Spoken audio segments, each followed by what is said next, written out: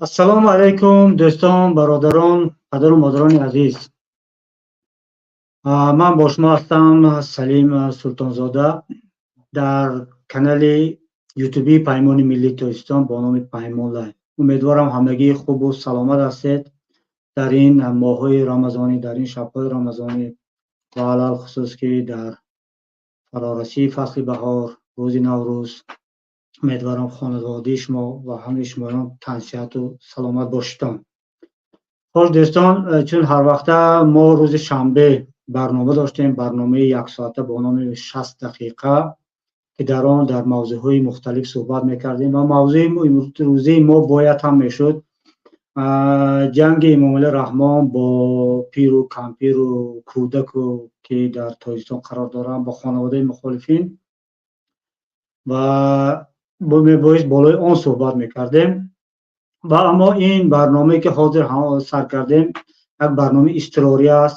Албатта мо мавзӯъро пайгирӣ хоҳем кард, фишор болои хонаводаи мухолифонро. он мавзӯъ аз мадди назари мо дур намешавад, мо онро пайгирӣ мекунем иншоаллоҳ. аммо ин барномаи имрӯзии изтирории мо вобаста аст ба он ҳодисаи хунине ки дирӯз дар пойтахти Русия дар шаҳри Москва рух дод. дар натиҷаи як амали террористӣ ҳоло аз рӯи баъзи маълумотҳо то 133 кас наздик ба 150 кас яъне нафар кушта шуданд, садҳо нафар захмӣ шуданд ва тамоми расонаҳои ҷаҳонӣ ҳоло дар бораи ҳамон ҳарф мезананд. аз фурсат истифода бурда ман худам шахсан аз номи худам ва умуман аз номи Паймони Миллии Тоҷикистон ба ҳамаи хонаводаи он кушташудагон ва қурбониёни ин амали террористӣ ҳамдардӣ баён мекунам ва аз даргоҳи худованд барои беморон ва барои захмиҳо шифо мехоҳем. ва ҳамин роҳ ҳам бояд бо возеҳ эълон кунем ки мо тамоми намуди ҳодисаҳои амалҳои террористиро дар кадом намуде ки набошад, чин террористӣ аз ҷониби як гурӯҳ ё як шахс ё амалҳои террористӣ аз ҷониби як ҳукумат ҳам баъзан мо шоҳид ҳастем амалӣ карда мешавад, мо ҳам инҳоро маҳкум мекунем. ва ин нуқтаи хеле возеҳ ва ошкоре ки Паймони Миллии Тоҷикистон дар сиёсати худаш рӯи амал гирифтааст. маҳкум кардан ва дурӣ ҷустан аз ҳама хел амалҳо ва гурӯҳҳое ки бо ҳамин даҳшатафканӣ сарукор доранд. алахусус мо худамон ки мухолифони тоҷик аксари мо бо ҳамин қурбонии ҳамин гуна амалҳо ҳастем, амалҳои даҳшатафканӣ ва оне ки ҳамин шабу рӯзҳо дар Тоҷикистон болои хонаводаҳои мо фишор гузашта истодааст аз ҷониби ҳукумат. ин ҳам айнан ҳамин як амали даҳшатафканӣ ҳастааст ки ҳукумат бо ҳамин амал мехоҳад садои мухолифони сиёсии худашро бандад, садои танқиду садое ки аз ҳаққи худро талаб кардан иборат аст, онро бандад. ин ҳам як амали даҳшатафканӣ, яъне метавон гуфт ҳамон амали террористӣ аз ҷониби як ҳукумат аст. аммо ҳозир дар Москва чӣ шуда гузаштааст? дина бегоҳ рӯзи 22 март дар шаҳри Красногорски Москав, яъне дар маркази бо номи Крокус Сити Холл чанд нафар аз яроқбадастон ворид шуданд ва дар вақти ин як барномаи консертӣ ба тарафи мардуми бегуноҳ ва тарафи он тамошобиноне ки ба он ворид шуда буданд болои онҳо тиркшоӣ карданд ва ин навор ҳам аз ҳамон марказ аст ки ғайр аз оне ки мардумро ба сӯи мардум тиркшоянд, онҳо онҷо сӯхторро ҳам ба роҳ андохтанд ва аз ин сабаб сафи қурбониён хеле зиёд шуд. хеле ки ҳозир дар васоити ахбори омма дар интернет мо ҳама ҷо дида истодем, тамоми намуди таҳлилҳо ва тамоми намуди метавон гуфт тахминҳо ҳам навишта шуда, гуфта шуда истоданд. хабарҳои фейкӣ ҳам бисёранд. хеле аз расонаҳо дар бораи даст доштани тоҷикон дар ин амали террористӣ навиштанд ва хушбахтона вазорати корҳои хориҷии Тоҷикистон дар ин вокуниш кард ва гуфт ки ба онҳо ягон хел хабар аз мақомоти русӣ ворид нашудааст ва расонаҳо набояд аз хабарҳои фейкӣ истифода баранд. ва инчунин наворҳоро ҳам мо мебинем ки чӣ хел خدمات مخصوص روسیه افرادی را دستگیر میکنند که آنها خود را تاجیک معرفی میکنند و در بعضی خبرها تمام دستگیر شده ها را شهروندان روسیه نیز مینامند. خلاص خبرهای هست که میتوان گفت هم از یک طرف فیکی هستند، از یک طرف میتوان گفت که به حقیقت نزدیک هستند و اما ها تا حاضر مقامات قدرتی روسیه و عموما نظری رسمی روسیه اوید به همین جنایتکاران با یک اظهارات رسمی نشر نشده است. درست است که چند ساعت پیش رئیس جمهوری روسیه ولادیمیر پوتین برآمد کرد و او هم مشخص نگفت که کیا در این دست داشتن، بلکه او گفت تمام آن مجرمان میخواستن با اوکراین پناه یابند. و سخنگوی این نواری که حالا ما در دست داریم شاید حالا تماشا کنیم. صدای است برای دوستان. Дата рождения 991. Да? Вспоминай. Где у нас бар? Полные данные установочные. Вспоминай. Вас, который с кочевником работал. Дай, пожалуйста, кочевник. Максимально, чтобы это хороший живой был. Конечно, я его по голове Вы его подняли, его там фотографию сделали прилично? Ну, он нормально повыше сделайте. Да, да, ну, чтобы как человек выглядел, не это.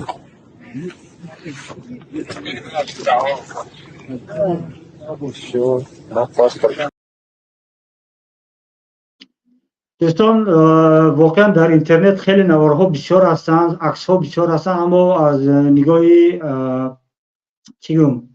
از نگاه آداب نیست که همه خون و خونشار را در این کانال ها بذاریم، چون که من خودم هم راستن با همین تماشا کردن خون و زدن من کشتن یک نفر تماشا کردن خوش ندارم و باور دارم که اکثر انسان ها همچنین و قاعده یوتیوب هم همین است که نوارهایی که با همین آدمکشی و با خونریزی رو نشان میدهد بهتر است که نگذاریم.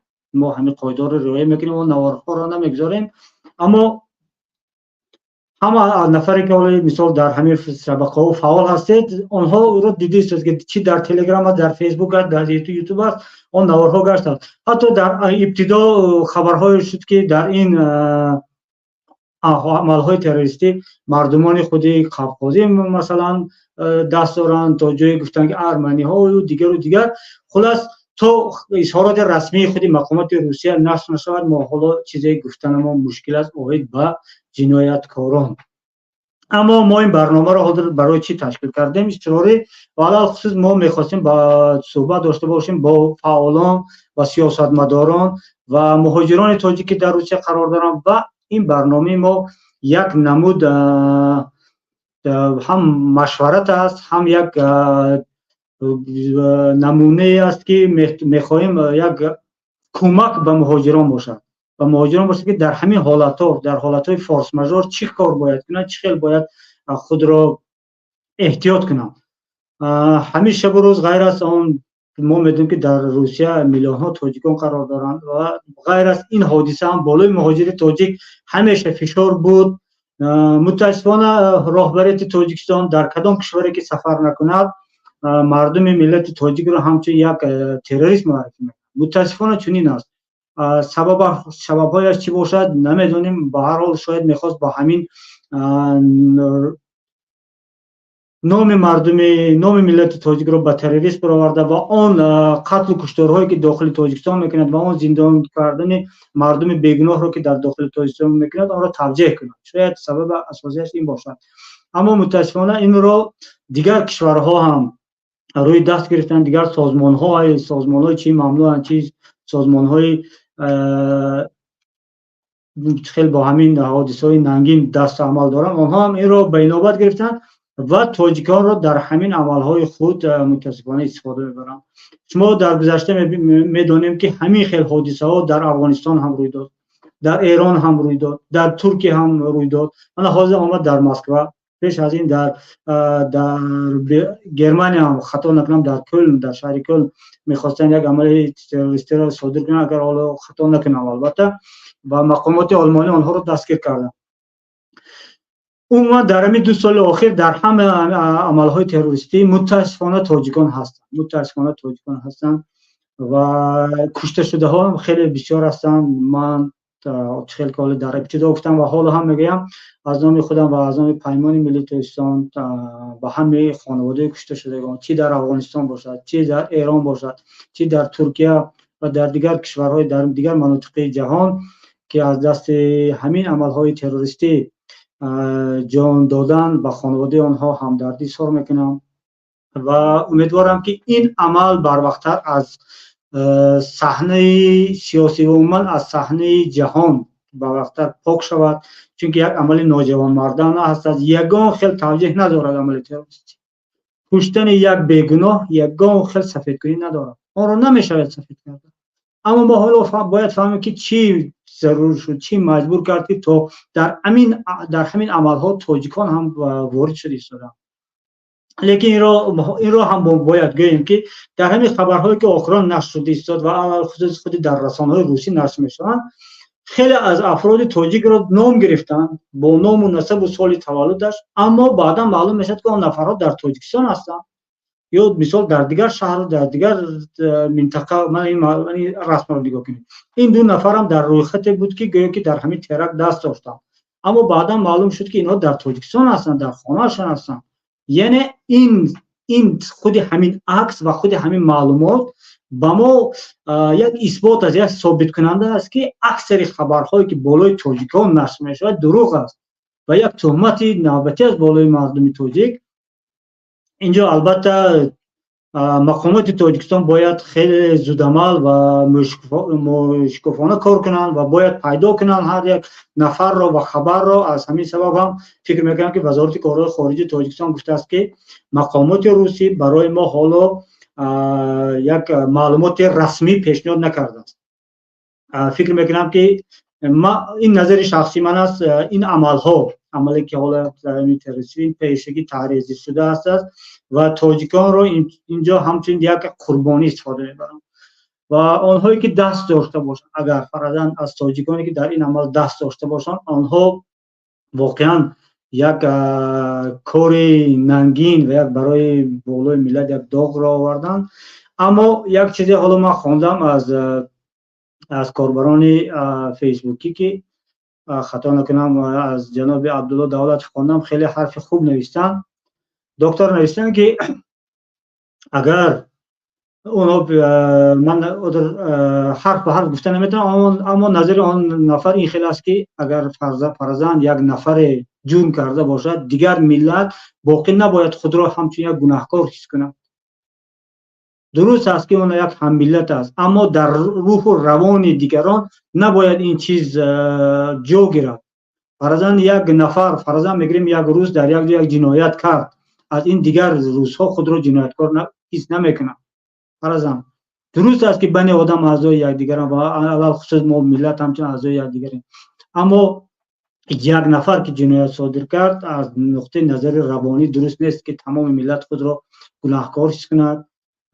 قانون ها هم میگوید آن باید که جزا داده شود که جنایت صادر کرده است، نه آنی که در اینجا یگان خیل رابطه ندارد اگرچه خیلی تبار هم باشد. فرضاً ما گناه کردیم اما بردن و از شکنجه کردن خیش تباران ما، دادران ما، فرزندان آنها، این هم یک عملی مثل عملی همین تهشت افکنی، مثل یک عملی تروریستی حساب می شود. به همین خاطر در قانون‌های بین المللی هم، قانون‌های روسیه هم، قانون‌های تاجیکستان هم آشکار و واضح نوشته شده است جزا آن داده می شود که جنایت کرده و جنایت آن را سود البته ثابت خواهد کرد.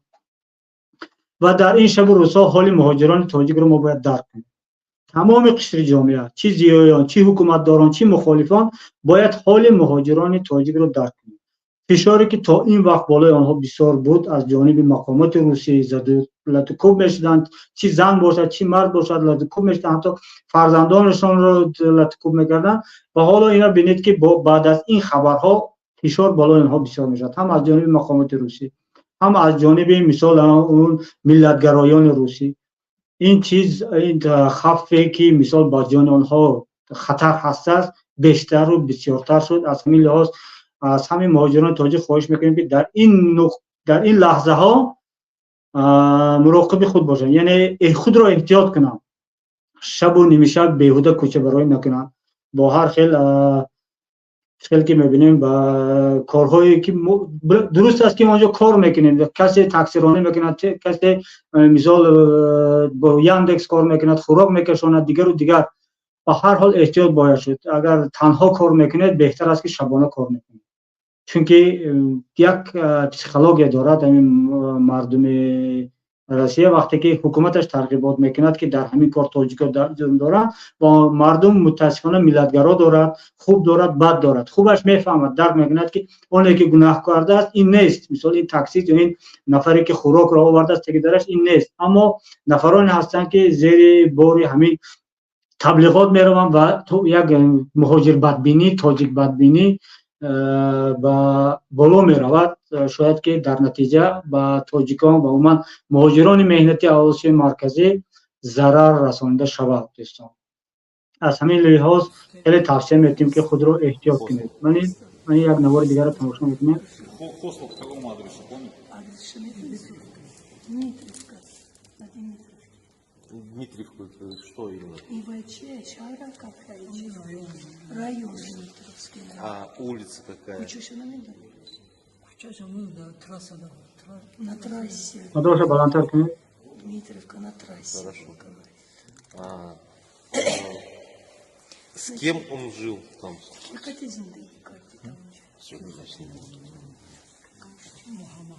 С Мухаммадом. Еще. Все. С Мухаммадом.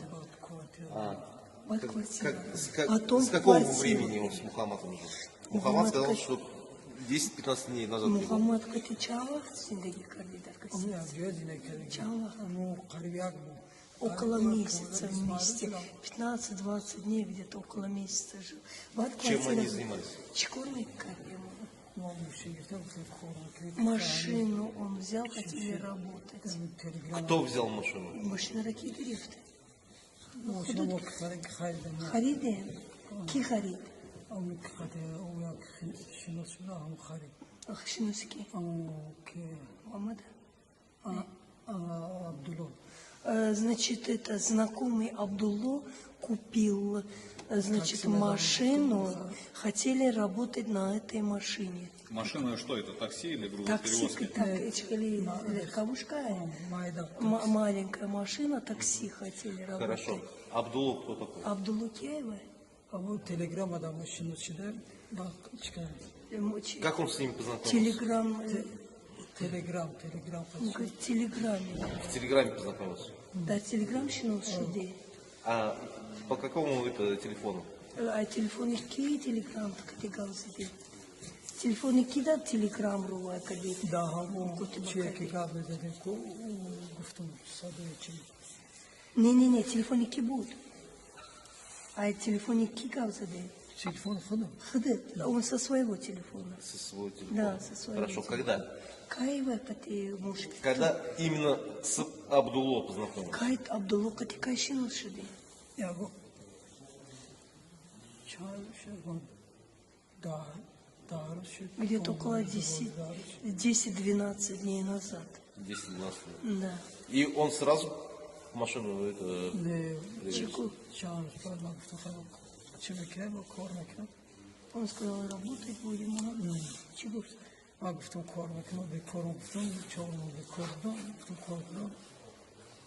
Он сказал, вот я без работы, столько времени, хочу работать. По 2 чеков. Кто такой Абдулло? Абдулло Киехадыш? Он Он в телеграме знакомился. Ты с ним виделся? Хадыша Дидаги? Ты виделся Он с с ним? ним был. Этот? Он Он? Абдулло? Абдулла?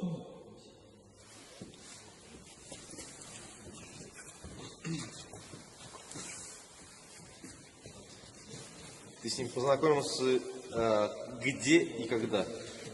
Когда? Кайда кджоба шиношили. А где встретились? Да кджоба, когда машину покупали.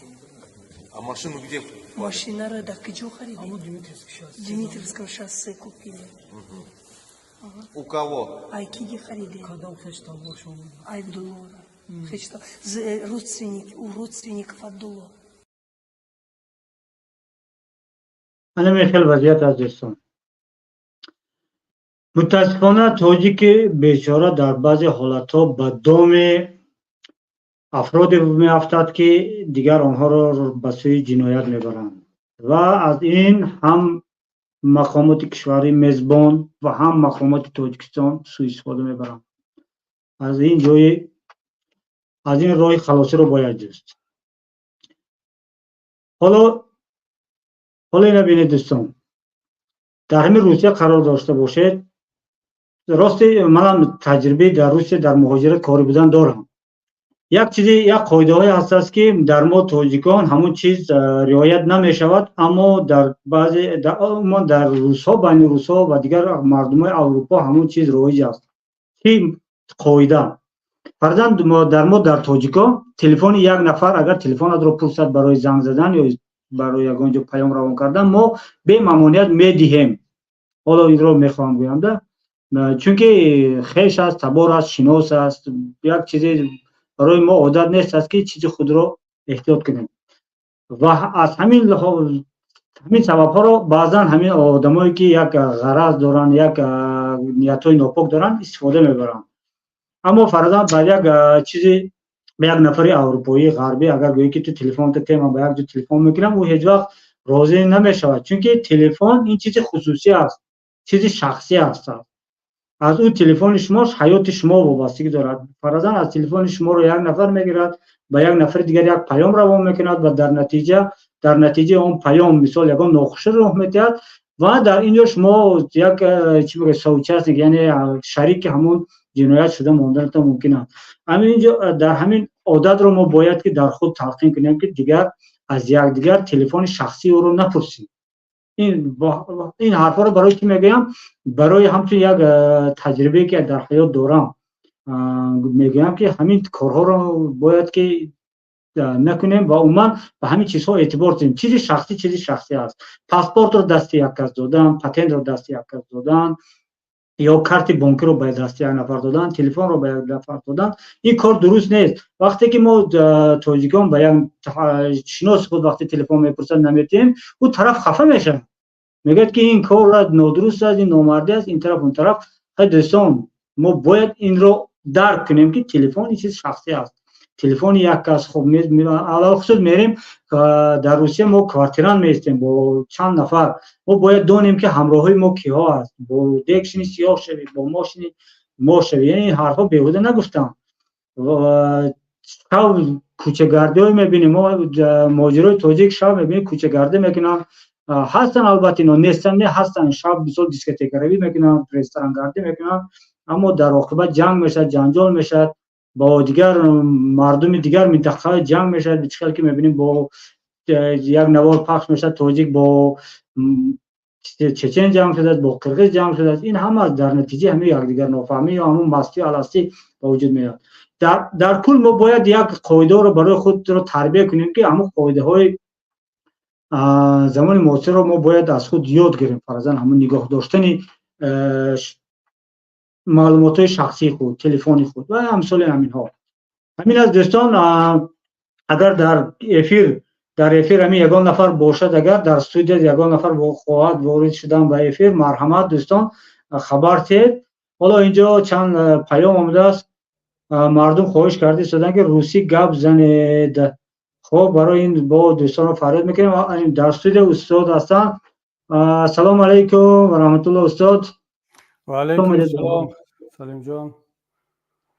دوستان عزیز، در برنامه ما حالا مهمان هستن راهبر پیمان ملی تاجیکستان استاد محیدین کبیری. از فرصت استفاده برده حالا یک بار دیگر من به تمام دوستان و تماشابینان دعوت میکنم تا به این کانال پیمان ملی تاجیکستان ابونه شوید. فکر و نظرها و خواهشات خود را در کامنت ها نویسید و مدیریتوران علاوه خصوص از شما خواهش میشد که کامنت ها را نظارت کنید تا تحقیرها نباشد و عموما رعایت همین آداب را ما باید در همه حالت رعایت کردن را آموزیم. استاد خوش آمدید به برنامه و از حادثه‌های آخر البته شما خیلی خوب آگاه هستید و این برنامه رو ما مخصوص برای همین تشکیل کردیم تا حرف پیمان ملی تاجیکستان و راهبران پیمان ملی تاجیکستان با مردم علاوه مهاجران تاجیک که حالا در روسیه قرار دارند حرفشون گفته شود، آنها شنوند در همین حالتی که حالا هست مهاجر چی باید کنه، چی کار باید ما کنیم و حکومت چی باید کنه، چی توصیه ها هست.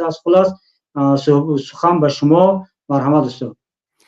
به نام خداوند بخشنده و مهربان، همدیران عزیز و دوستان گرامی در استودیو، واقعا انسان میخواد بگوید روزی همتون بخیر، اما میدانم که امروز روزی خیری نیست و خیلی دشوار است گفتن بخیر باشد، بلکه خب واقعا یک روزی پر از تاسف است، پر از غم و اندوه است. و قبل از همه، قبل از آن که وارد موضوع شویم، من به تمام این قربانیان، بخصوص با پیوندان این قربانیان، وابسته از آن که در بین آنها کیا هستند، تسلیت خود، پیمان ملی تاجیکستان و همه کسانی که خود را به این شکل جزئی از پیمان ملی تاجیکستان و مهاجرین میدانند بیان میکنم. و این چنین به مردم شریف روسیه، به یار و دوستان و همه کسانی که در روسیه زندگی میکنن و این فاجعه را برای خود خیلی دردناک قبول میکنن، همدردی و همبستگی خود و همراهان را در پیمان ملی تاجیکستان بیان میکنن. واقعا بسیار یک مصیبت بزرگ است، نه تنها برای مردم روسیه بلکه اینچنین برای ما تاجیکان، چون وقتی که این خبر پخش شد از شب باز و صبح، یعنی همیشه در ذهن ما این میچرخید که خدای نکند که یگان مسلمان نباشد، چون میدانیم که بعد از آن که این کاری یک مسلمان باشد چقدر موج نفرت و دشمنی علیه اسلام و مسلمانان سرازیر می شود و همه کسانی که در کمین نشستند و یک نفرت، یک کینه نسبت به دین مبین اسلام و مسلمانان دارند، در این گونه حالات ها این فرصت را از دست نخواهند داد تا اینکه این کینه و نفرت خود را بار دیگر بریزانند. و بازم میگیم کاش تاجیک نباشد، اگر هر کسی هم باشد خدا کند که تاجیک نباشد، زیرا باز از نوع تاجیک بدبینی، نفرت پراکنی و هر کسی در این آب لایالود دیگر ماهی خود را تلاش میکند بدارد. اونه که گفتم علیه اسلام نفرت دارد، دیگر این برایش یک فرصت طلایی است، یک هدیه تقدیر است. اونه که علیه تاجیک نفرت دارد و این گونه حالات را میخواد علیه ما تاجیکان و تاجیکستانیان استفاده کند، این برایش یک فرصت طلایی است. اونه که علیه اپوزیسیون است و علیه هم علیه اسلام است و هم علیه تاجیک و هم علیه اپوزیسیون و علیه نهضت و علیه هر کسی که است، تلاش میکند که یک ربط پیدا کند بین این جنایت، این فاجعه و رقیب خودش یا طرفی که میخواد توسط این فاجعه او را سنگ بزند. و حتی متاسفانه میبینیم که در سطح بالای سیاست هم، حالا من چند پیش بیانیه های مسئولان خیلی هم والا مقام روسیه و طرف های دیگر رو گوش کردم، تحلیل کردم، تلاش میکنن که از این فاجعه همچنین یک اهرم فشار و تبلیغات علیه دشمنان و رقیبان خود استفاده کنند و نوابسته از آن که خودشون اعتراف کرده ایستادن که این کاری داعش است و چند نفر رو زندانی کردن که متاسفانه یا همهشون یا اکثریتشون تاجیک بودن، باز هم این رو تلاش میکنن بر دوش دیگران، اوکراین، جاهای دیگر پرتایند و در چنین یک آشفته بازار، در یک حالت فاجعه‌ناک، احساسات بالا می رود، تبلیغات بالا می رود و جدا کردن خوب و بد، گناه و بیگناه، گناهکار و بیگناه خیلی کاری دشوار است. بنابر همین ما باید خیلی با احتیاط رفتار کنیم و همزمان تلاش کنیم که از دادن همه گونه بیانیه ها که وضعیت رو میتواند باز بدتر کند خودداری کنیم.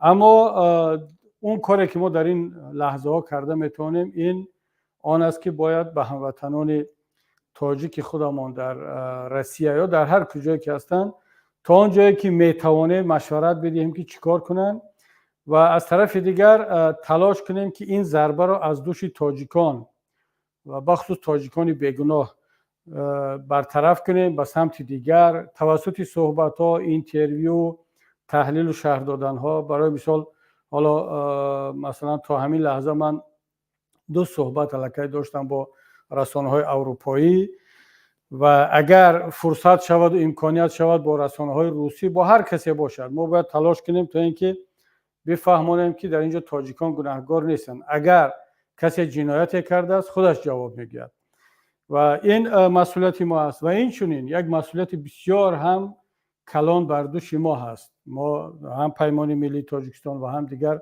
نیروهای اپوزیسیونی فشار بالای حکومت تاجیکستان بیشتر کرده شود تا اینکه حکومت جمهوری تاجیکستان بیشتر فعالیت کند، حرکت کند برای دفاع از تاجیکان، برای دفاع از تاجیکستانیان، از مهاجرین ما در روسیه. اون بیانیه‌هایی که حالا کرده شده است وزارت کارهای داخله و وزارت کارهای خارجی، این خوب است. تا این جای کار من در این مسئله کمتر تشویق میکنم، تایید میکنم، پشتیبانی میکنم، اما کم است. درست است که اونا خود جنایتکارن. من 100% باوری دارم که اون چیزی که دیشب در کراکو سیتی مسکو شد و اون کاری که در کرمان ایران شد و اون کاری که جنایتی که تاجیکان در استانبول ترکیه کردن و اون جنایتی که چند سال پیش در خود داخل دوشنبه در ناحیه دنقره نسبت ولسیپدران‌های اروپایی یا غربی کردن، اینا جنایت‌های هست که یا با همکاری یا با همدستی یا در نتیجه سیاست‌های جنایتکارانه حکومتداران تاجیکستان از آن جمله وزارت کارهای داخلی تاجیکستان رخ دادند. اونه که تاجیک امروز تبدیل به یک تروریست شد، این نتیجه سیاست‌های حداقل 20 سال آخری امام علی رحمان، رمضان رحیمزاده، سید نومین یتیموف، یوسف رحمان و دیگر وزارت‌های قدرتی هست که آنها از تاجیک تروریست تراشیدن، از تاجیک تروریست تربیت کردن، از تاجیک تروریست ساختن، با وجود آوردن.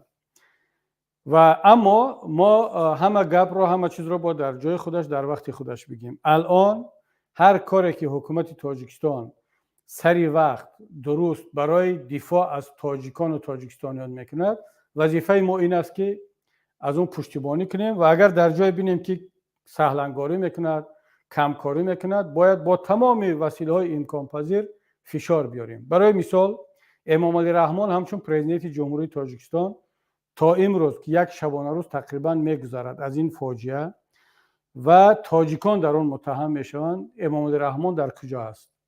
چرا خاموش است؟ چرا صحبت نمیکند؟ بیانیه نمیدهد؟ پوتین موقعش رو بیان کرد، لوکاشنکو کرد، میرزیویف کرد، صحبت کرد، تمام رهبران مسئولین کرده ایستادن، حتی کشورهایی که شهروندانشون به این جنایت متهم نیستند. اما امام علی رحمان در کجاست؟ من مراجعتم به تاجیکستانیان است، به مقامات، به مسئولین حکومت تاجیکستان است. شما پیدا کنید امام علی رحمان را. این تنها تقاضای ما پیمان ملی تاجیکستان است، این تقاضای ملت است. پیدا کنید، اگر خواب است بیدارش کنید، اگر مست است هوشیارش کنید، اگر حالا نمیدونم در این شب و روزهای استراحت در یگان حالت پخمیل از هر چی باشد، چون این عادت دائمی اون کس است، پیدایش کنید. ملت تاجیک در زیر ضربه هست. ملت تاجیک الان هدف قرار گرفته است، خواسته یا نخواسته، به سبب جنایت های چند نفر. و گفت شاعر ابله از بام بیفتد گردن ما بشکند. چند ابله یک کار انجام میدهند، یک گردن ما تاجیکان میشکند. در چنین لحظه ها نفری که از روی کنستیتوسیون جمهوری تاجیکستان، از روی قانون ها و از روی دعوای خودش و طرفدارانش که خودش رو پیشوای تاجیکان جهان اعلان کرده است، در کجاست؟ پیشوا که منطبعهش، پیروانش، شهروندانش در این حالت گرفتارند. بنابر همین باید در اینجا باید کار کرد. وظیفه من از دستم یا اون کار نمیاد که بیام حالا با پوتین صحبت کنم، با نمیدونم فیسبوک روسیه صحبت کنم، یا در روسیه نیستم که کاری را برای تاجیکان انجام داده باشم. وظیفه من همچون رهبر یکی از نیروهای اپوزیسیونی تاجیکستان این با امام علی رحمان صحبت کردن، پیام را با او روان کردن که او هست مسئول تاجیکستانیان و تاجیکان و او باید الان در همین شب و روز در فکر تاجیکان باشد و تمام چاره ها را بیاندیشد تا اینکه تاجیکان ضرر نبینن، با خصوص تاجیکانی که هیچ ربطی به این قضیه ندارن. اما صحبت های آن که چرا چنین شد، چرا ما تاجیکان به این حد رسیدیم که امروز متاسفانه میخواهیم یا نمیخواهیم کلمه تاجیک با تروریسم توأم یا هم معنا شده است، سینونیم شده است. ما تلاش میکنیم، زور میزنیم که تاجیک را ملتی تاجدار معرفی کنیم و میگیم نام ملت ما از کلمه تاج آمده است، که البته این دروغ بیش نیست، این یک بافته و یک مزخرفات نوبتی تبلیغگران و پروپاگاندیستا است. ما واقعیت را بگیم که کلمه تاجیک از کجا پیدا شده است، اما حالا این موضوع نیست. منظور من این است که چقدر با دهان پر، با هنگامه، با یک پافوس خاص برای تبلیغگران حکومت تاجیکستان درباره تاجیکان و ریشه آریایی ما و درباره ابن سینا و خوارزمی و بیرونی و فردوسی و حافظ و سعدی صحبت میکنیم، اما جهان امروز به سعدی و به ابن سینا و به اسماعیل سامونی کار ندارد. جهان با همون تاجیک کار دارد که امروز 2 میلیون تاجیک در روسیه است، در کراکو سیتی ترور انجام میدهد، در کرمان ترور انجام میدهد، در استانبول و در اروپا ترور انجام میدهد. جهان تاجیک را دو گونه میشناسد. یک رهبر دیکتاتور با نام امام علی رحمان که 30 سال در حاکمیت است یا 32 سال حکومت را، دولت را، ملت را، کشور را خانوادگی کرده است، پریواتیزاسیا کرده است، خصوصی کرده است و ملت تاجیک را با همین تروریستاش میشناسند. پاسپورت تاجیکان در خارج هم دو کس است، یک رهبر دیکتاتور و یک مردم، قومی که هر روز در اینجا و اون جای دنیا دیگران را و خودشان را میترک کنند، ملت را بی‌آبرو میکنند. و این هر دو نتیجه یک سیاست است، سیاست های در ناخنک خردمندانه ولی در اصل جنایتکارانه امام علی رحمان در طول این 32 سال، بخصوص در 2 دهه اخیر، در 20 سال اخیر بعد از استقرار صلح و وحدت ملی، که امام علی رحمان به جای آن که بیاد پایه های صلح، پایه های وحدت، پایه های دولت ملی، پایه های یک کشور آزاد که در آن همه برای خود جا پیدا کنند، دیندار، بدین، اتئیست، کمونیست، نهضتی، نمیدونم زردشتی، مسلمان، هر کسی باشد، خود را در وطن خود احساس کنند، در وطن خود جای کار داشته باشند، در وطن خود بدون دادن پاره و پول و رشوه به کسی درس بخوانند، دانشگاه بخوانند، با بالاترین مقصد، هدف خود با بالاترین جایگاه در کشور برسند. این بود آرزو و آمال ملت تاجیک و این بود که ملت تاجیک، جوانان تاجیک میخواستند این گونه وطن داشته باشند. امام علی رحمان آمد وطن را از آنها دزدید، ملت را از آنها دزدید، صلح و وحدت و کنستیتوسیا را از آنها دزدید، آنها را بیرون کرد به روسیه، به جایهای دیگر. مرحمت شما بروید در روسیه کار کنید، با ما پول بفرستید از طریق بانک های ما و ما این پول های شما را بچرخانیم و بگردونیم و بایگری جمع کنیم. اما شما را در اونجا کی تربیت میکند؟ شما تحت تبلیغ کی قرار میگیرید؟ با شما کی کار میکند؟ مغز شما را کی شستشو میکند؟ برای امام علی رحمان اصلا در این فکر نیست. برای امام علی رحمان مهاجر کسی است که یک جوانی تاجیک باید از تاجیکستان بیرون برود، زن و فرزند و خانه و در را رها کند، از خارج به تاجیکستان پول روان کند. تمام. در تاجیکستان نباشد. در تاجیکستان شد یا باید چاپلوس باشد، خدمتگار این حکومت باشد، اندیشه آزاد نداشته باشد، تجارتی آزاد نداشته باشد، موقع شخصی آزاد نداشته باشد، وگرنه او خطرناک می شود، وگرنه او خائن محسوب می شود، وگرنه او باید جایش زندان باشد. مثل چند جوانی آزاد اندیشه که موقع شخصی داشتند، مثل اون بلاگرهایی که در زندان نشستند، اون دلیر امام علی، ذوقی بیک، اون عبدالستار و دیگران که زندانیشان کردند. برای چی؟ اونا مگر داعشی بودن؟ مگر عضو یگان گروه تروریستی بودن؟ نه، اونها موقع شخصی داشتن، میخواستن در وطن خود زندگی و آزادانه کار کنند، اما زندانیشان کرد. و این پیام بود به این جوانی تاجیکی که در کراک سیتی خودش را به این مصیبت گرفتار کرد و این ترکت را انجام داد. با او پیام بود که من اگر در داخل کشور باشم بخوام آزادانه بدون پاره و رشوه جای کار پیدا کنم، درس پیدا کنم، آینده ندارم. رفت به روسیه برای کار، در اونجا تحت تاثیر تبلیغات و پروپاگاندای گروه‌های افراطی قرار گرفت، دست به این جنایت زد. این نتیجه چی است دوستان گرامی، هموطنان عزیز؟ همین جوانی که در نوارها دیده ایستادیم، خودش گفته ایستاده است که برای پول من این کار انجام دادم. نفر با نام عبدالله به من زنگ زد، در تلگرام شناس شدم، زبان روسی را نمیداند، سال تولدش را گفته نمیتواند. این جوان 20 چند ساله تاجیک کادر کی است؟ مال کی است؟ در کجا درس خونده است؟ در کجا تربیت شد؟ در کجا تولد شد؟ همون جوان 30 ساله است. وقتی این جوان تولد شد خودش میگه من 30 ساله ام. تولد شد، امام علی رحمان پرزیدنت تاجیکستان بود. رحمان 32 یا 33 سال میشود به قریبی که پرزیدنت است. این جوان 30 ساله. این تولد شد که امام علی رحمان 2 سال الکی در قدرت است. این جوان در دیدسد امام علی رحمان تربیت شد، در مکتب امام علی رحمان خواند، اگر دانشگاه خوانده باشد که من باور ندارم، در مسجد امام علی رحمان نماز خواند. این جوان موعظه و امر معروف امام خطیبان امام علی رحمان را گوش کرد، درسی معلمان امام علی رحمان را گوش کرد، همونایی که در کمند تبلیغاتی امام علی رحمان هستند. این جوان کادر امام علی رحمان است. این جوان در مکتب یا در مدرسه، در مسجد حزب نهضت اسلامی تاجیکستان، حزب گروه 24، حزب سوسیال دموکرات، حزب کمونیست نخوانده است. اینها در جامعه تربیت یافتند، کلان شدند، درس خواندند، مکتب خواندند، مسجد رفتند، امر معروف گوش کردند که اینا همه در اختیار امام علی رحمان است. از اکادمی علوم سر کرده تا مکتب ها، تا مسجد ها، مدرسه ها، دانشگاه اسلامی، اکادمی علوم، تمام این دستگاه ها در اختیار امام علی رحمان است. امام علی رحمان چگونه کادر تیار میکند؟ یعنی نتیجه این همه مکتب و مدرسه و مسجد ملا و ضیایی و روشنفکر امام علی رحمان چی است؟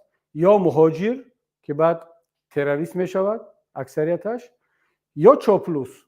ما دو کاتگوری تربیت میکنیم در تاجیکستان، یعنی سیستم دولتداری امام علی رحمان دو گروه شهروند تیار میکند، چاپلوس یا افراطگرا و رادیکال. خب کجا می رود این ملت دیگر؟ ملت در این مشکل گرفتار، رهبری تاجیکستان اونه که ملت رو به این حال رساند، حالا معلوم نیست در چه حالت است. من برای میگم که اگر خواب باشد بیدارش کنید، اگر مست باشد هوشیارش کنید و بیاد جواب بگید. خب معلوم است که حالا با پوتین چگونه صحبت میکند. میگه دیدی من میگفتم که باید با اپوزیسیا مبارزه برد، باید اسلام را زد، باید محدود کرد، مسجد را بست، ریش را تراشید، به اینها اجازه ندیم که اینا سر بلند کنند. این میگه همش نتیجه کاری کی هست؟ همین حزب و حرکت های اپوزیسیونی. مسجد زیاد شد، نمیدونم مدرسه زیاد شد، ریشدار زیاد شد، حجابدار زیاد شد. امام علی رحمان مشکل را در این میبیند، اما فراموش میکند که در کشورهای دیگر اسلامی، از کشورهای خلیج شروع کرده تا مالزی، اندونزی، ترکیه، در هر یک قدم یک مسجد است، در هر یک کوچه و پس کوچه مدرسه هست.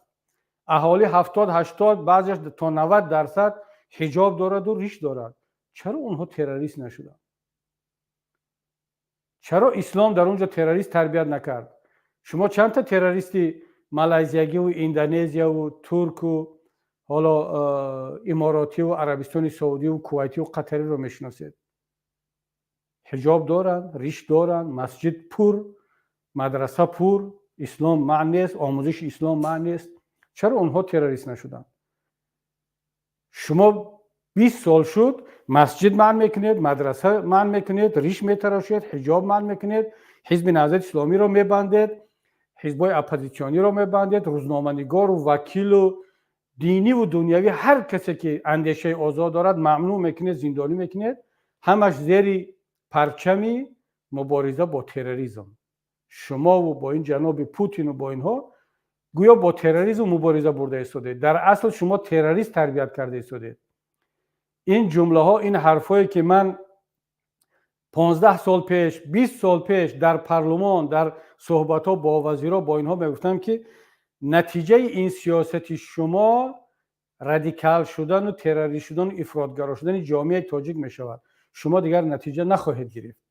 من اینجا دو صحبت رو میخوام بار دیگر یادآور شوم. من در صحبت های قبلی هم بارها از این گفتم. یکی صحبت در وقتی که همچون دپوتات در پارلمان تاجیکستان بحثا کردیم در وقت قبول قانونی جمهوری تاجیکستان درباره دین با رئیس کمیته اون زمان رئیس کمیته دین مرادالله دولتوف دوستی ما که خب بالاخره ما دوست و هم صحبت و هم شهری و اینا هستیم. اون همچون رئیس کمیته دین در پارلمان لایحه قانون را معرفی میکرد. من برآمد کردم مخالفت کردم که عاقبت این خیلی بد است. منع کردن مسجد و مدرسه و محدود کردن دین خیلی کاری بد است. بر رادیکال شدن افراطی شدن مردم دیندار میبرد. جوانان را شما بد تربیت میکنید.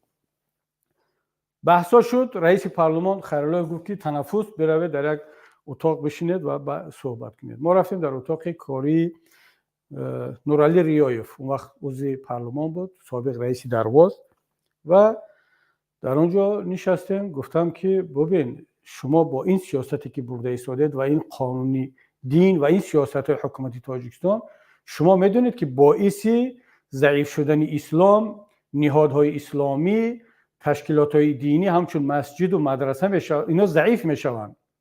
ملاها ضعیف میشوند. دیگه کسی نمیموند که از لحاظ دینی جوان تاجیک را، شهروند تاجیکستان را تربیت کنند. شما با کجا روانید؟ او در جواب گفت که دقیقاً شما گفت خودت درست فهمیدی. مقصد ما هم ضعیف کردن اسلام، ضعیف کردن مسجد، مدرسه و ملا هست. گفتم برای چی؟ گفت برای آنکه ما میخوایم دولت ملی بسازیم، دولت تاجیکی بسازیم. ما یا تاجیکیت در اینجا قوی میشود یا اسلامیت. اگر اسلامیت قوی شود تاجیکیت ضعیف میشود. ما باید اسلامیت را ضعیف کنیم و تاجیکیت را قوی کنیم. یعنی هر چقدر که اسلام ضعیف شود، مسجد ضعیف شود، ملا ضعیف شود، مدرسه ضعیف شود، همون قدر تاجیکیت شهروندان تاجیکستان بالا می رود. ما باید درباره آریایی گپ بزنیم، درباره زردوشت گپ بزنیم، درباره تاریخ کهن گپ بزنیم و درباره اسلام کمتر گپ بزنیم. یعنی ما دولت ملی میسازیم، ما تاجیکیم، تاجیک پرستیم، وطن دوست هستیم. هدف ما هدف نیک است. اسلام دینی عرب است، اسلام دینی بیگانه است، این فرهنگ بیگانه است، غیر و هکذا بلابلای بسیار گفتم. ببینید عاقبت کار شما هم اسلام را ضعیف میکنید، هم تاجیک را. تاجیکیت و اسلامیت ضد یکدیگر نیستند. تاجیکیت و اسلامیت دو بال یک پرنده اند. این ملت تاجیک، ملت ما، دو بال دارد، دو چشم دارد. یکیش تاجیکیتش، تاریخ کهنش، تاریخ امروزش، ادبیاتش است، فرهنگش است. یکی دینی اکثریت مردم است. درست است که الان امروزها تاجیک زردشتی هم هست، بیدین هم هست، مسیحی هم هست، بودایی هم هست، هر چی هست، هر چی شد دیگر.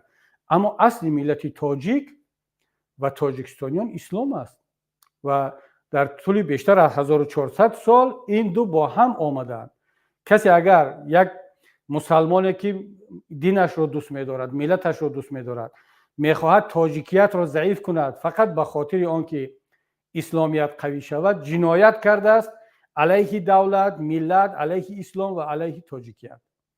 و هر تاجیکستانی که می‌خواهد تاجیکیت را به طور صنعی قوی کند از حساب ضعیف کردن اسلامیت و دین و فرهنگ دینی ما، جنایت کرده است هم به تاجیکیت، هم به اسلامیت، هم به ملت و هم دولت.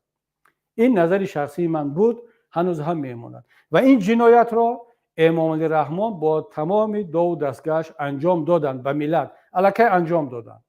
اونه که امروز ملت تاجیک در همه جا تبدیل به تروریست است، به خاطر چی است؟ به خاطر آنکه اینها اسلامیت ما تاجیکان را ضعیف کردند. جوان تاجیک را از اختیار رهبران دینی تاجیک مثل ایشان نورالدین جان، حاجی میرزا، حزب نهضت اسلامی تاجیکستان، ده ها و صدها مولای تحصیل کرده با سواد وطن دوست بیرون کردند.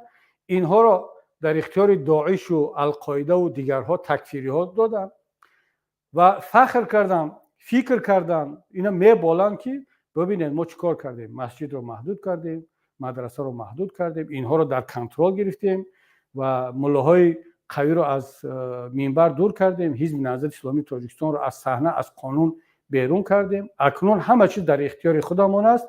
اکنون بیاید یک ملت تاجیک بسازیم، ملت تاجیک نمیدونم دور از دین، دور از فرهنگ، همون طوری که بلشویکان یک ملت شوروی ساختنی شدن. در نتیجه چی شد؟ دولت شوروی رو از بین خودشون بردن.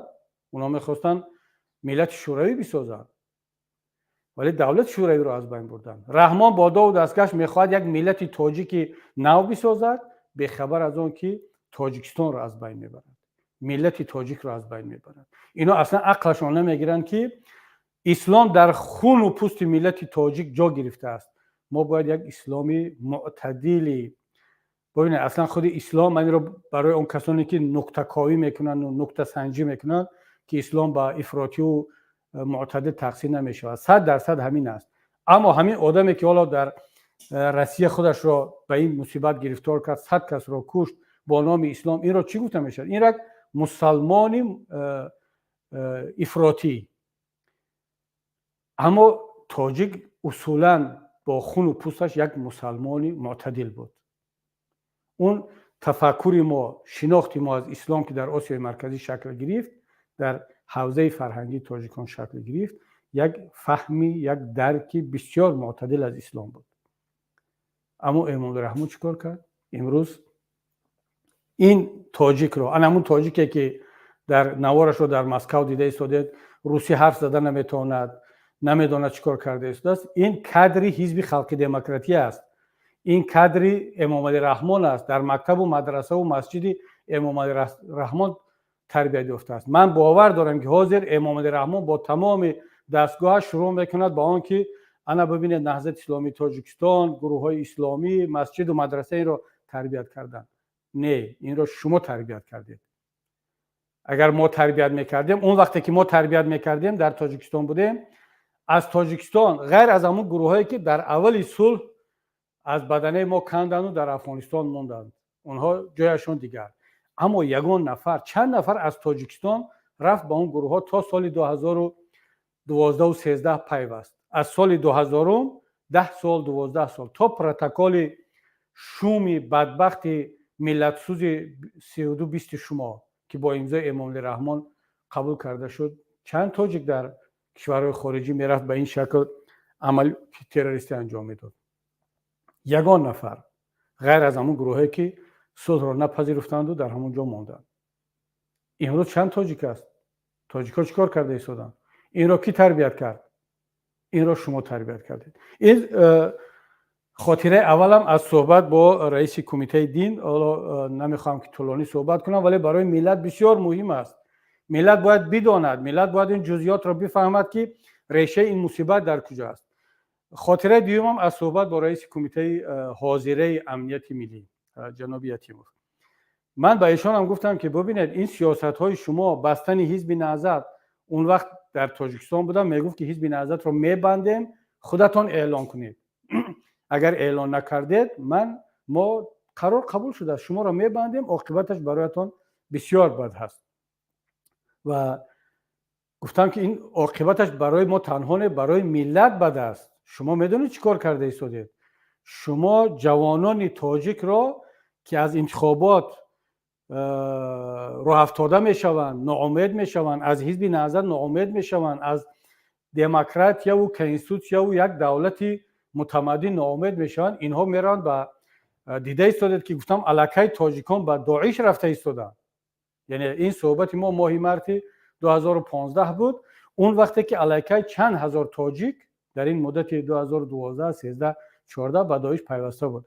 من گفتم دیدید چقدر تاجیک به داعش پیوسته است جناب یتیموف. این نتیجه همون است که شما فشار رو در داخل کشور زیاد کردید، بالای مسجد، مدرسه، دین، حجاب، ریش، بالای حزب نهضت اسلامی تاجیکستان، بالای ملاها. نتیجهش همین که تاجیک‌ها به خارج رفته ایستادن، به داعش میپیوندن. میدونید چی گفت؟ دقیقاً همون تکرار جمله‌های مرادالله دولت به شکل دیگر گفت بله میدونیم و ما همین رو میخواهیم. همین جوانی که در داخل کشور میایستد، در اینجا مثلا کار میکند درس میخواند ولی اپوزیسیا میشود چون در اینجا این جوان است طلبا دارد اعتراض میکند بهترش که برای در هم عراق و سوریه و افغانستان در همونجا چیکار نامعقوله میکند بکند کشته شود خیلی دلم مال میسوزد که جوانان تاجیک میروند ولی از اونی که در داخل تاجیکستان میماند در همون عراق نابود شود برود بهتر است برای ما. تفکر رئیس کمیته امنیت ملی تاجیکستان این است که ما باید کار کنیم که جوانی تاجیک یا روسیه برای کار برود یا اینکه سوریه و عراق و جای دیگر برای کشتن و مردن و برای همین کارها. تفکر رو دیدید؟ من گفتم این عاقبتش خیلی بد میشود. گفت خب شما در فکر خودتون باشید و نهضت رو بندید و جان خود را حفظ کنید. اینش سیاست ماست. وقتی که من با هر وقتی که در استانبول با یک جوانان صحبت داشتم در یک منطقه اون طرف آب در نامش فراموش کردم در استانبول احساس کردم که این جوانان سیمپاتیا به طرف داعش دارن. من هرچند تلاش میکردم صحبت میکردم که اینها رو برگردونم از این رو میدن آنها چی میگفتن؟ اینها یعنی من با آنها میگفتم که شما میخواهید نمیخواهید نتیجه خواسته و سیاست های حکومت رحمان هستید. امام رحمان یا شما را کنترل میکند یا مدیریت میکند یا سپیدسلژبه ها در بین شما آدم دارن شما را به همین سمت میبرن یا اینکه همین نتیجه سیاست های آنها شما هستید. شما این کار رو نکنید. اگر شما میخواهید به داعش و به دیگر گروه ها پیوست شوید بدانید که این 100% خواهشی امام رحمان و داود دستگاش است. شما فکر نکنید که با این راه شما علیه دیکتاتور و علیه این کسانی که گفتی شما دشمن اسلام هستند مبارزه میبرید. برعکس شما در آسیاب آنها آب میریزید. گفت چگونه؟ گفتم که شما میرید الان در داعش ترک میکنید میکشید مسلمان مسیحی شیعه سنی فرق ندارد. امام رحمان پوتین و دیگران میگوید به جهان میگوید دیدید تاجیک ما همش تروریست است. اگر ما سخت نگیریم اگر ما مسجد نبندیم مدرسه نبندیم همین جوانانی که در عراق و در سوریه کشته ایستادند و غارت کرده ایستادند و سر میبرند اینا فردا در تاجیکستان خواهند کرد و این دلیل میشود برای آنهایی که باز بیشتر علیه دین و علیه اسلام و علیه آزادی و علیه بشریت در تاجیکستان باز مبارزه برند توسط این کارهای شما. اما متاسفانه چیکار کنیم؟ فایده ندارد چون اونها تا حد مغزشویی شدن که همین عمل خود را یک عمل برای خدا و برای اسلام میدونن و همین کاری که در مسکو در روسیه کردن من شک ندارم قسما برای پول یک قسم دیگرش به خاطر جنت رفتن و به خاطر رضای خدا است. به من بعد از همین صحبت ها و همین تلاش ها در مقامات ترکیه گفتن که خدا باید هر چه زودتر ترکیه را ترک کنی در اینجا بودن خدا خطر دارد از دو طرف. یکی حکومت تاجیکستان برنامه دارد ما میدونیم که علیه خدا در اینجا کارها را انجام خواهند داد مثل که عمر علی قوت فرو کردن.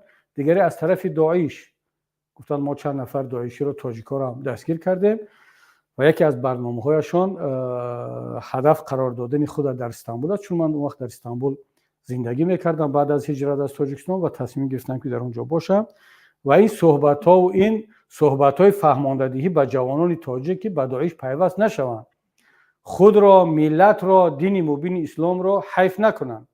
اما مثل که خبرها رسیده بود به رهبریت داعش و آنها گفتن خب حالا اون وقت در رقه در یکی از شهرهای سوریه پایتخت داشتن و سپارش دادن که مرا اگر بتوانند بدزدند برن به داعش و در اونجا یک قتل پکزاتلنی یعنی نمایشی انجام بدهند مثل دیگران یا اگر نشد در همونجا این عملی تروریستی رو انجام بدهند و مقامات ترکیه بعد موافق جدا کردند و بعد چند مدت بسیار سخت پافشاری کردند که باید من خاک ترکیه را ترک کنم و به همین خاطر من از ترکیه به اروپا سفر کردم. خب این نتیجه سیاست ها هست. پس حالا ما اگر نتیجه گیری کنیم این صحبت رو و این خلاصه میرسیم که اون چیزی که در این جنایت و این فاجعه که در مسکو انجام داد و امروز ملت ضربه‌اش رو میخورد این من با کمال مسئولیت میگم و به یگان مخصوص متهم کردن و این نقطه نظری من همچون اپوزیسیا نیست. من این رو در داخل تاجیکستان همچون وکیل همچون رئیس حزب نهضت اسلامی تاجیکستان گفته بودم. حالا هم موقعم همین است که عاقبت این کار شما همین خواهد شد. اتفاقا نکته سوم خاطره سوم بردارد کمیته امنیت ملی архиви суҳбати ман дар кумитаи давлати амнияти миллӣ дар ҳузури 200-300 нафар аз кормандони амнияти миллӣ дар соли 2007 агар иштибоҳ накунам, ё 7 ё 9 моҳи феврал буд ва он вақт Саидмуъмин Ятимов раиси кумита набуд. ӯ Саидмуъмин Ятимов чун бисёр як ҳасосият дорад, нафрат дорад нисбати ислом, як инсони бисёр миллатдӯст, ватандӯст, раиси кумитаи Хайриддин Саидович буд, Абдураҳимов. эшон на танҳо ман, тамоми раҳбарони сиёсатмадонро даъват мекард ки як амнияти миллиро қавӣ кунад, ҳамдигарфаҳмӣ бошад, гуфтугӯи дохилии миллӣ бошад. яъне ягон ҳизби сиёсӣ, ягон шаҳрванди Тоҷикистон зидди кумитаи амнияти миллӣ нест ва амнияти миллӣ ҳам зидди шаҳрвандону зидди аҳзоби сиёсӣ нест. ин сиёсати Саидамир Зуҳурову Абдураҳимов буд. аммо сиёсати Раҳмону Ятимов комилан тағйир буд. исломбадбинӣ, миллатбадбинӣ, озодибадбинӣ ва натиҷааш ана ҳамин аст ки имрӯз мо дар Крокус Сити Москав, дар Кирмони Ирон, дар Стамбули Туркия, дар Урупо мебинем. бинобар ҳамин дӯстони гиромӣ, ҳамватанони азиз, ман ҳоло дар ин студия агар боз дигарон бошанд суҳбат кунанд, суҳбат кунем, саволу ҷавоб шавад. мо бояд бишиносем ки дар куҷои таърих қарор дорем, проблемаи мо решааш дар куҷо аст ва қадамҳои баъдиро миллат аз ин ба баъд дониста бимонад ва мо бидонем агар воқеан ҳам мо мехоҳем дар Тоҷикистон решаи терроризм канда шавад, омилҳои терроризмро бояд дар Тоҷикистон канда кунем. мо наметавонем бемориро табобат кунем агар симптомҳо, он решаҳо, сабабҳои беморӣ дар бадани мо бошад, дар организми мо бошад. дар организми миллати тоҷик як вирусе ҳаст ки террорист таваллуд мекунад, террорист ба вуҷуд меорад. ин сиёсатҳои имрӯза ва гузаштаи Эмомалӣ Раҳмон аст. то рӯзе ки ин дар сари қудрат аст, ман шак надорам ки миллати тоҷик ба самти радикализм, ифротгароӣ ва терроризм хоҳад рафт. ман дар ин ҷо Салимҷон агар дар студия бошед, суҳбати худро ин қисматашро ба анҷом мерасонам. агар ягон саволе аз шумо, аз дигар дӯстон бошад, дар хидмат ҳастам. бале, савол ҳаст устод. инҷо як савол, чанд савол омадааст. саволи асосӣ якташ ҳозир омадааст ки навиштан мардум, мо хоҳиш мекунем ки устод бо забони русӣ ба мардум ва ҳукумати Русия муроҷиат кунад ба забони русӣ. як дуввумаш ба муҳоҷирони тоҷик ки дар ин рӯзҳо хеле дар як шароити вазъӣ қарор доранд, чӣ машварат медиҳед? ҳамин ду саволи муҳим. назари дӯстон ин аст ё ки назари шумо ам ки ман дар ҳамин ҷо алон ба забони русӣ суҳбат кунам ё ки дар як барномаи хоси дигар ба забони русӣ суҳбат кунам? чӣ аст назартон? ба назари ман ки ҳозир ҳамин ҷо тамошобино ҳастанд, онҳо ҳаминро хоҳишро карданд.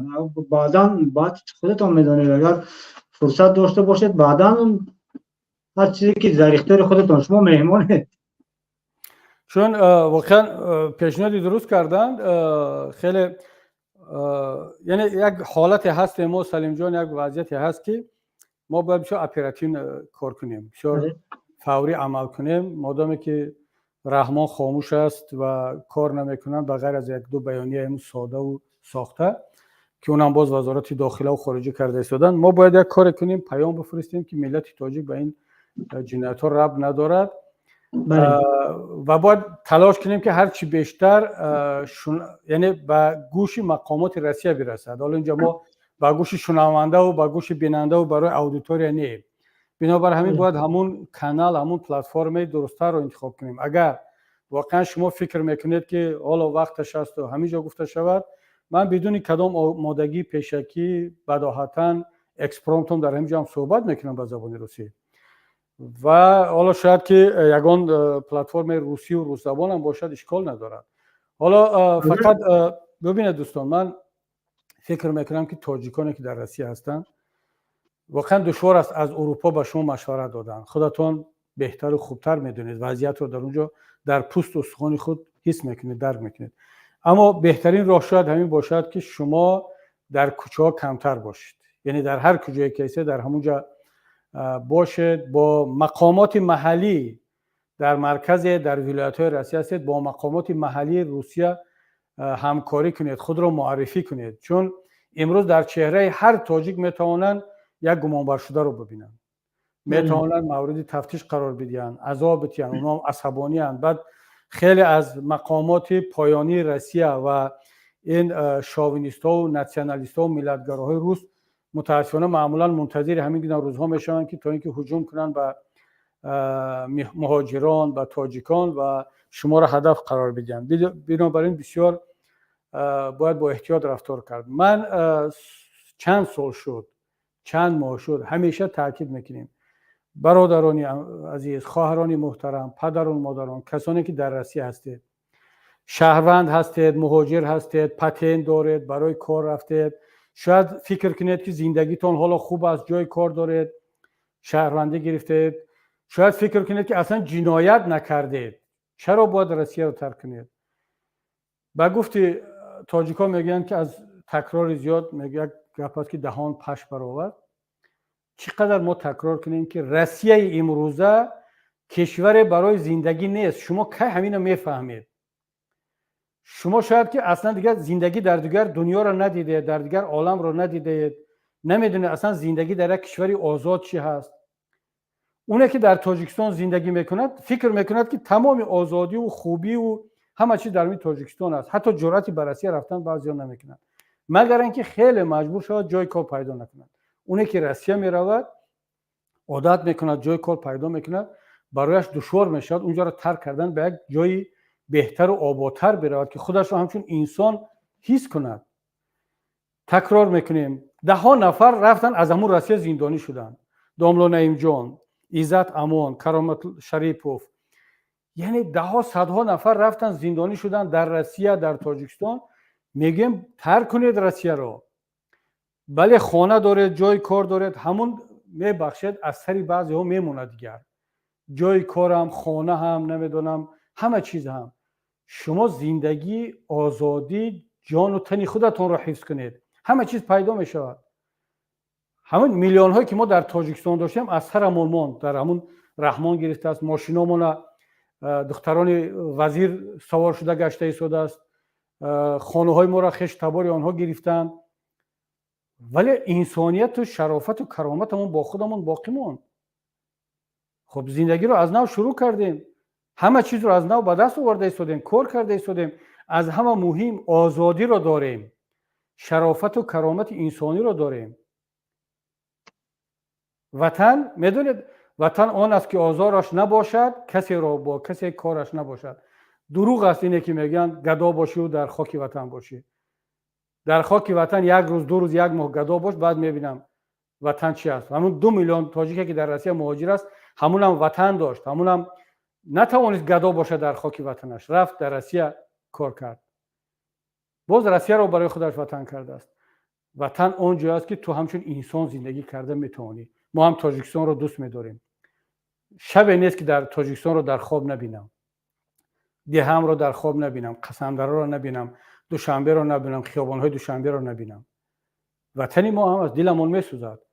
اما من نمیخوام که در وطن، در زندان تاجیکستان باشم، گدا باشم، تحقیر شده باشم، یا در روسیه باشم، در روسیه کار کنم و تحقیر از میلیسیونر، از نمیدونم. امروز اکنون دیگر بینید چی میشه. وقتی که میگیم روسیه جای برای زندگی نیست، انسانی که خودش رو احترام میکند در روسیه و در تاجیکستان امروزه زندگی نمیکنند، مگر اینکه به خاطر مبارزه در اونجا باشد، نه به خاطر این مبارزه که الان اینا کرده ایستادن در یک مرکز سودا در و پرانو بکش. نه، مبارزه با قلم، با سخن، با فعالیتی در چارچوب قاعده و فرهنگ سیاسی.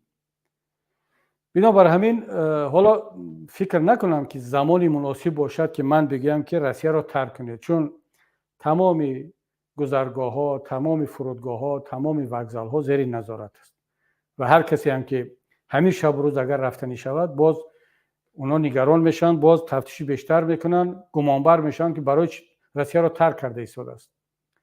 مبادا در همین کارها شریک باشد. بنابراین یک کمی آرامش فرا رسد. التجا میکنیم، خواهش میکنیم اونایی که میتوانید، اونایی که کمترین امکانیت دارید، روسیه را ترک کنید.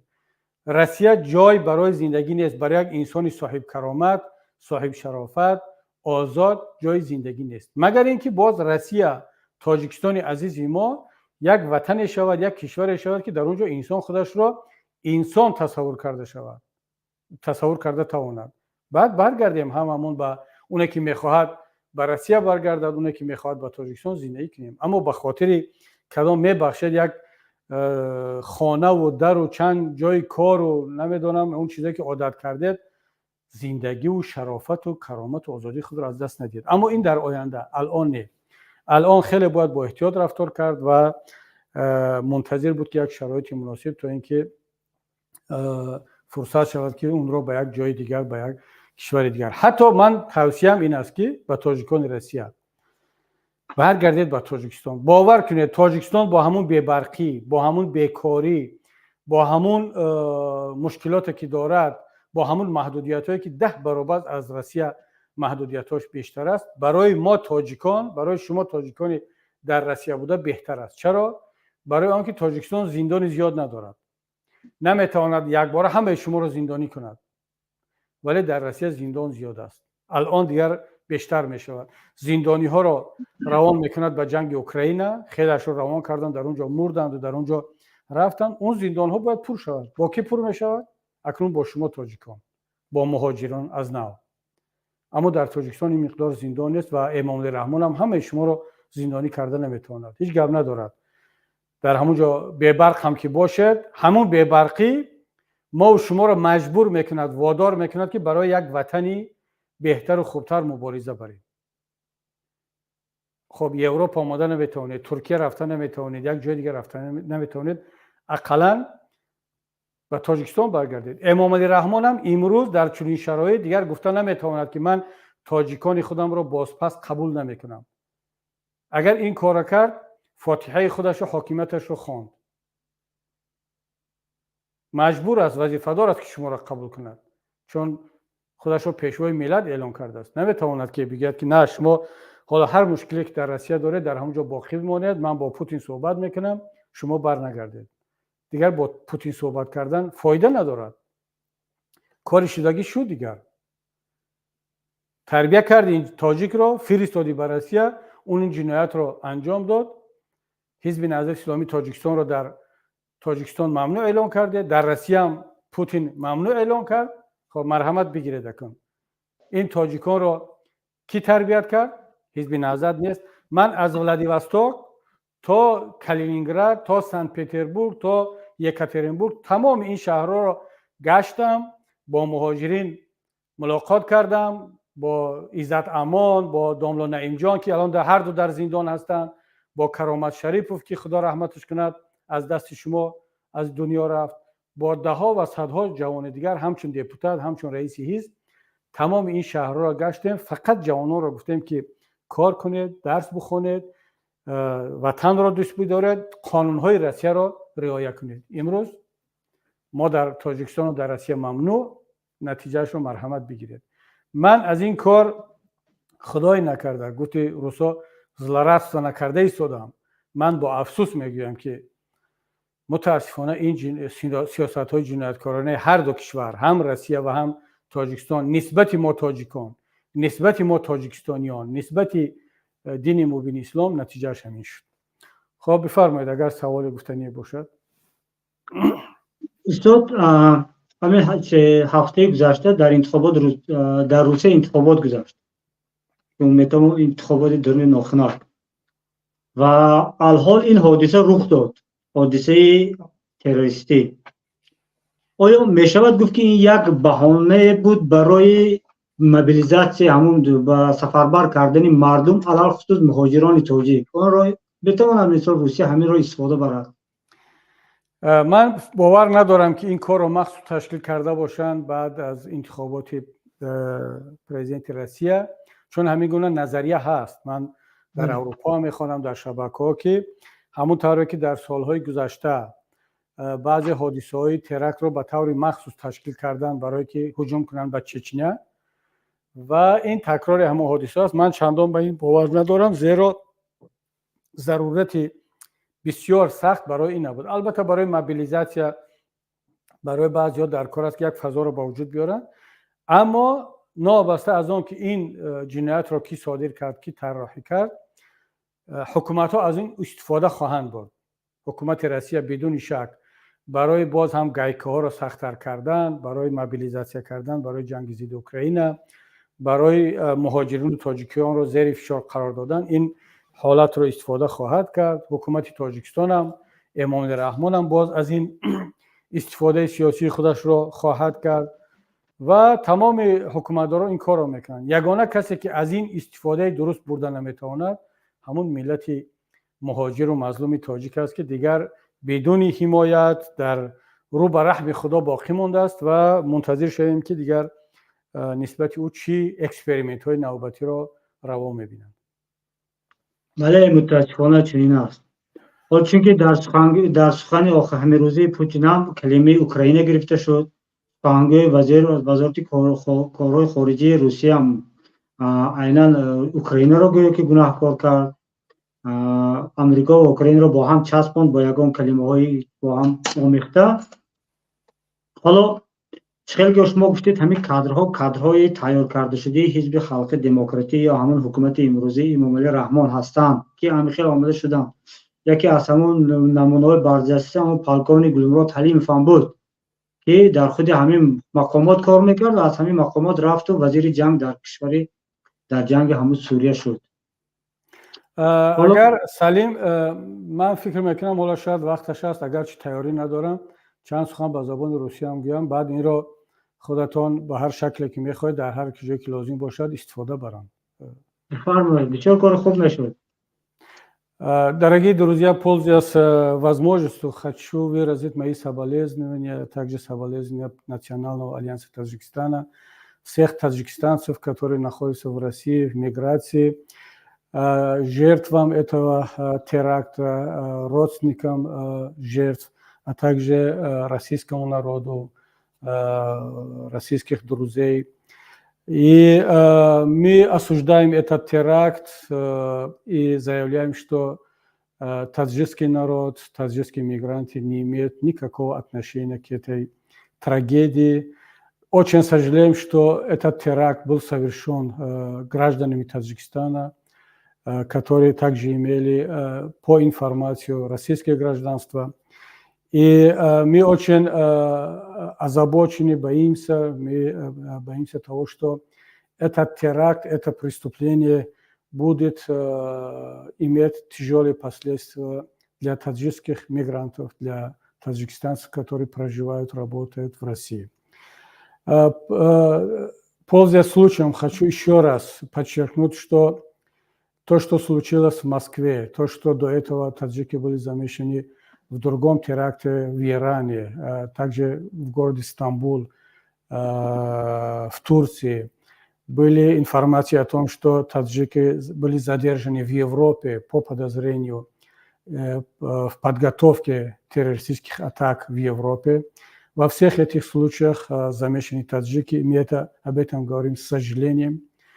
И одновременно заявляем, что таджикский народ, таджикская оппозиция, политические деятели все единогласно осуждают, опровергают эти действия. Они считают, что то, что таджики сегодня радикализовались, это факт, к сожалению, но это результат той политики, которую ведет руководство Таджикистана в течение последних 20 лет. Я не буду говорить о первых 10 лет руководства нынешних властей, потому что они были заняты гражданской войной, но после подписания мирного соглашения они полностью управляют, контролируют ситуацию в стране. Это результат их деятельности, их руководства в течение 2 десятилетий. Мы неоднократно, я лично, как в Таджикистане, когда был депутатом парламента и лидером единственной официальной религиозной партии в постсоветском пространстве, также во время моих многочисленных поездок, встреч в самой России, от Владивостока до Калининграда, во всех крупных городах, я встречался как с таджикскими мигрантами, как с иммигрантами, выходцами из Центральной Азии, с исламскими лидерами, религиозных общин России, с депутатами Госдумы, с людьми, которые отвечают за ситуацию, за состояние моральное, психологическое, религиозное состояние мусульман в России, я всегда подчеркивал тогда во всех этих встречах, что нельзя давить на религию, нельзя ограничивать, незаконно ограничивать деятельность религиозных структур, особенно в Таджикистане, потому что это порождает радикализм. Это приводит к протестным явлениям, которые в конечном итоге перерастет в радикализм, в экстремизм и терроризм. Но все наши заявления, все наши старания, все наши предупреждения, они были игнорированы. Не только в Таджикистане, также, к сожалению, в России. И российские власти пошли на поводу таджикским властям, когда таджикские власти в 2015 году запретили не только нашу партию, объявили террористическим, запретили многих других политических партий, закрыли мечети, медресе, отстранили от религиозных трибун, от мечетей видных исламских деятелей. И таким образом они создали почву, фундамент для роста радикализма и экстремизма. И таким образом они заставили таджикскую молодежь попасть в объятия, оказаться в объятия радикальных экстремистских групп. То же самое произошло и в России. К сожалению, в прошлом году, 2 года тому назад, российские власти запретили, объявили на территории России террористическим нашу партию, запретили нашу партию. Хотя не только наша партия, другие политические структуры Таджикистана, другие политические деятели, религиозные деятели Таджикистана не то что не совершили никаких противозаконных действий на территории России, более того, мы всегда призывали наших граждан, наших земляков о том, чтобы соблюдать местные законы, уважать местную культуру, вести себя в рамках местных обычаев, культур, цивилизаций и законов. И, кстати, наша деятельность в пределах Российской Федерации была многократно отмечена представителями самой российской власти, представителями духовенства, мусульманского духовенства. И об этом они всегда говорили, мы встречались. Но в последний момент они пошли на поводу и начали арестовывать, запрещать таджикских мигрантов, лидеров, политических, религиозных лидеров. Я ни в коем случае не оправдываю то, что было в России вчера. Более того, мы осуждаем, более того, мы призываем к хладнокровию, к тому, чтобы не использовать этот теракт, это преступление не то что против таджикского народа, но и также мы призываем таджикских мигрантов, таджикский народ не поддаваться эмоциям и ни в коем случае не рассматривать Россию, Российскую Федерацию, русский народ как своих противников. И даже если в отношении таджиков будут совершены какие-то противозаконные действия, то мы должны пережить эти сложные моменты. И я призываю российских властей, русский народ, не использовать это преступление против таджикских мигрантов, против таджикистанцев. Мы должны пережить это преступление, эту трагедию и в дальнейшем анализировать, прийти к общему мнению. И самое главное, отвечать на этот вопрос, главный вопрос. Почему таджики стали таковыми, как мы видим сегодня? Почему везде, где не совершаются теракты, присутствуют таджики? Опять повторюсь, что это результат той преступной политики, которую за последние 2 десятилетия совершает в Таджикистане Эмомали Рахмон и его правительство. Несмотря на все наши заявления, как в Европе, так и в России, что рано или поздно это приведет к большим трагедиям. Наши призывы, наши анализы, наши заявления, они не были услышаны. Я еще раз выражаю мои соболезнования, еще раз мы осуждаем этот теракт и надеемся, что российские власти, кто отвечает за это состояние, они после тщательного анализа будут наказать истинных преступников, но ни в коем случае это не будет общее наказание, направленное против таджиков, таджикских мигрантов. Также еще раз повторю, что таджикские мигранты должны вести себя на данном этапе очень осторожно, максимально сотрудничать с правоохранительными органами, с местными российскими властями и пережить эти сложные дни вместе с российским народом. Мы со своей стороны в Национальном альянсе Таджикистана готовы к сотрудничеству, несмотря на то, что российские власти совершили по отношению к нам огромную ошибку. Мы готовы к сотрудничеству. Мы готовы к сотрудничеству со всеми, включая даже с таджикским режимом, правительством Таджикистана, несмотря на то, что они совершили преступления против таджикского народа, против нас. Но поскольку таджикский народ находится сейчас в очень сложной ситуации, мы готовы сотрудничать именно по этому вопросу, по предотвращению терроризма, радикализма и экстремизма. И мы эту работу без вас выполняем. Это наша гражданская обязанность, это наша религиозная обязанность. И к этому призывает наш ислам, к этому призывает наш Коран, наш пророк, быть умеренным, быть в рамках закона и уважать ценности религиозные, национальные, ценности других государств и других народов. Поэтому еще раз мы заявляем о нашей готовности сотрудничать со всеми заинтересованными сторонами, но одновременно мы заявляем, что ответственность за это преступление лежит на конкретных людей, на террористов и на таджикских властей, которые создали эту возможность, эти условия для того, чтобы таджикские граждане, особенно молодежь, радикализовались, попали в руки религиозных террористических групп. спасибо за внимание. Салимҷон, агар ҳамин қисмат кофӣ бошад, ман фикр мекунам ҳамин қисматро баъд шумо метавонед аз ин суҳбати имрӯзаи ман бибуред, дар ҷои дигар. айнан ҳамин хел мекунем, ҳамин хел нақша ҳам доштем устод. شما ببینید سلیم جان، ما و شما بدون کدام برنامه، بدون هماهنگی صحبت کرده شدیم و اینجا تشریفات و پروتکل رو باید رعایت نکنیم و هر چی که از دستمون میآید باید که فوری عمل کنیم و کمترین کمکی هم که میتونیم به مردم و به ملت تاجیک برسونیم.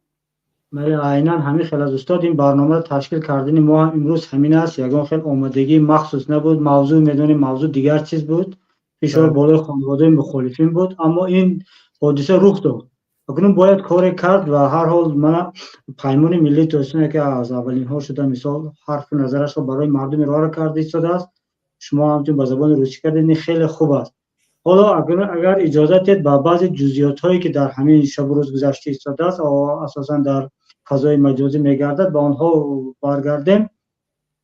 دوستان رو ببینید که مقامات روسیه چند نفر از تاجیکان را گناهکار هم اعلام کردند. در رسانه ها نام و نسب آنها نشر شد و بعدا معلوم شد که آنها چند نفرش، 2 نفرش فرزند در تاجیکستان بودند.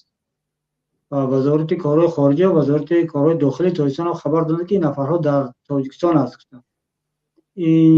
من حالا در همین حیرانم که جانب روسیه عیناً این خبر رو برای چی نشر میکنه؟ نفر در تاجیکستان است یا نفر در خانه، در یک نفر دیگر تکسی در سمر قرار داشته است. او را گرفتن، نامش را وارد این رویخط کردن. یا یک مسئله دیگر که اگر فرضاً یک گروه را در سرحد با بلاروس یا اوکراین دستگیر کردن، گفتن آنها در همون حادثه ترافیک اشتراک کردن. ما مارشروتی اگر همون مسکو تا سرحد گیریم، امکان ندارد که در همین 5 ساعت به همونجا در سرحد رسد. یعنی یک چیزهای فیکی بسیار هم در رسانه‌ها و همان هم نشر میشد از جانب مقامات روسی. به همین نظر شما چی است؟ ببینید واقعا در این گونه حالت‌ها من با وجود آن که در مثلا اروپا هم همین گونه حالت‌ها میشود، مثلا چندین تاجیک‌ها رو در دوسلدورف در آلمان حبس کردن با اتهام عضویت در داعش و دیگر گروه های افراطی و اونا وقتی که اشتباه میکنن رها میکنن و زود رها میکنن، میگن که خب ما گمانبر شدیم، اینا رو در یک جا جمع شده بودن، یک جا نماز خوندن، با هم میشیشتن، درس داشتن، فکر کردیم که اینها هم با اونا ربط دارن، ولی دیدیم که نه. خب هم تلفنی صحبت کردن و در یک جا یک پیاله چای نوشیدن و با هم در یک درس اشتراک کردن هنوز معنی ندارد که اون طرف اکستریمیست یا تروریست است، در اون جنایت شریک است. از کجا میداند که مثلا اون کسی که در خانهش مهمان شد یا او را مهمانی دعوت کرد در سرش چی فکر دارد؟ و بنابراین در اروپا زود این مسئله رو اصلاح میکنن. اما در منطقه پس شوروی متاسفانه اگر یک نفر حتی با اشتباه هم اگر دستگیر شد، دیگر اون پلیس و میلیسا و پروکورور این فرهنگ را ندارد، این وجدان و این انصاف را ندارد که بگوید که خب ما هم انسان هستیم، در کاری ما هم اشتباه میشود. یا اونا بگن که خب ما مجبوریم که هر کسی که گمانبر هست یک بار دعوت کنیم، حبس کنیم، بعد فهمیدیم که جنایتکار نیست، ربطی ندارد، جواب میدیم. در دنیا همین خیلی است. اما در تاجیکستان و در روسیه، عموما در همون کشورهای سابق شوروی، اعتراف به کمبودی، اعتراف به اشتباه، این خیلی برای مقامات دولتی سنگین است. یا که اگر از کمبودیشون اعتراف کردن که ما اشتباه کردیم، جایگاه خود، حیثیت خود را از دست داده باشند. و همین است که اینا اگر اشتباهی هم یک نفر رو بگیرن حبس کنن، دیگر 90% احتمال دارد که اون طرف دیگر رفت، دیگر حتما متهم میشه، در کرسی عیبداری میشیند. اما از طرف دیگری مسئله، در چون حالتها هر یک نهاد امنیت برای خودش، سلیسی کمیته برای خودش، داخله، وزارت داخله برای خودش، اینا چون وقتی سپارش میگیرن تلاش میکنن که کارنمایی کنن، کار نشان بدهن به مقامات بالای خودش و دیگر برای اینا فرق ندارد، باید هر چیز زودتر گزارش بدهن، بگن که ما جنایتکار رو پیدا کردیم، گمانبر رو یافتیم. اون بدون کدام سنجش میخوان که اون جامعه رو آرام کنن، ابشستینس رو آرام کنن که ببینید حکومت کار کرده ایستاده است، مقامات کار کرده ایستاده است، الکی گمانبرا رو پیدا کردن، یافتن. و این سراسیمگی، این برای ظاهر کار کردن، برای اچات و گزارش و رادیکالش که کار کردن و برای پگان کار کردن، نتیجهش همین میشود که یک نفری در تاجیکستان از بیچاره اصلا درک ندارد، در روی خط گمانبرها یا که جنایتکاران میرفته. یک نفری که در خانهش در سمر است همین خیل. یا شما هم گفتید که چند نفر مثلا در مرز چگونه رسید به مرز اوکراین. این گونه حالت ها میشود. اما سوال این است، مسئله این است که آیا این اشتباه ها، این یعنی اضافه نویسی و زیاده روی مقامات روسیه، آیا این برای ما و شما دلیل می شود که بگیم که نه اصلا تاجیکان در همین کار دخل ندارند، تاجیکان نیستند؟ یعنی ما باید دو مسئله را از هم جدا کنیم. یکی اشتباه ها، جنایت های مقامات، تهمت ها و استفاده پروپاگاندا و تبلیغات علیه بیگناهان، علیه ملت تاجیک، این را باید آشکار کرد، پیش راه این را گرفت و علیه این باید مبارزه بود. یکی دیگر، نباید ما فقط برای آن که حکومت روسیه یا حکومت تاجیکستان یا یک مقامات در یک پاسپورت اشتباه کرد، در یک نفر اشتباه کرد، ما تمام این واقعیت های دیگر را زیر سوال بریم. این هم به نظر من خوب نیست. یا برای مثال وقتی که امروز رهبران روسیه تلاش کرده ایستادن که همین جنایت رو با پای اوکراین بندن، فقط برای آن که این ماشین به سمت اوکراین حرکت کرده است. خب حالا هر کسی هم، همون دلشاد کی بود، یک تا دلشاد کراسافچیک رو هم در همون مرز اوکراین و در کجا دستگیر کردن. برای چی؟ برای که وقت جنایت رو در تاجیکستان صادر کرد، در اون جایی که جنگ هست کنترل کمتر است. مثلا در افغانستان وقتی که جنگ بود، در اون سالهای حالا حکومت جمهوری پیش از طالبان که منطقه کنترل نمیشد، هر کسی در گوشه دنیا پرابلم با قانون و با کشور داشت، همونجا هجرت میکرد میرفت. کسی مشکلی داشت میرفت منطقه زیر نفوذ داعش برای در عراق و سوریه برای کنترل نیست. حالا هر کسی هست اولین کار میکنه فرار میکنه به منطقه جنگ، چه در دونیتسک، لوگانسک، این طرفایی که در اوکراین و در منطقه مرزی روسیه است. یعنی نباید ما این گونه حالت ها رو اشتباه مقامات روس رو نسبت یک پاسپورت یا که رفتن اونها به سمت اوکراین رو برای این جنایت رو روپوش کردن، برای این جنایت رو به سمت دیگر بردن، رقیب و دشمن و حریف خود رو متهم کردن نباید استفاده کنیم. ما هر کس رو با نام خودش در جای خودش، اگر کسی گناهکار است گناهکار رو باید گفت، کسی در صادر کردن این جنایت گناهکار است باید او را با نام گرفت، کسی در آماده کردن فضا زمینه گناهکار است باید او را به نام گرفت، کسی که میخواهد از این جنایت سوء استفاده برد او را هم باید به نام گرفت و تلاش کرد که این کار را نکند. امروز جنایت را یک گروه مشخص انجام داده است، فضا را زمینه را برای این حکومت تاجیکستان با وجود آورده است و بعضی حکومت ها مثل بعضی مقامداران روسیه و حکومت تاجیکستان و پروپاگاندا و تبلیغات ها از این بود استفاده برده ایستادن برای حساب و کتاب های سیاسی خودش.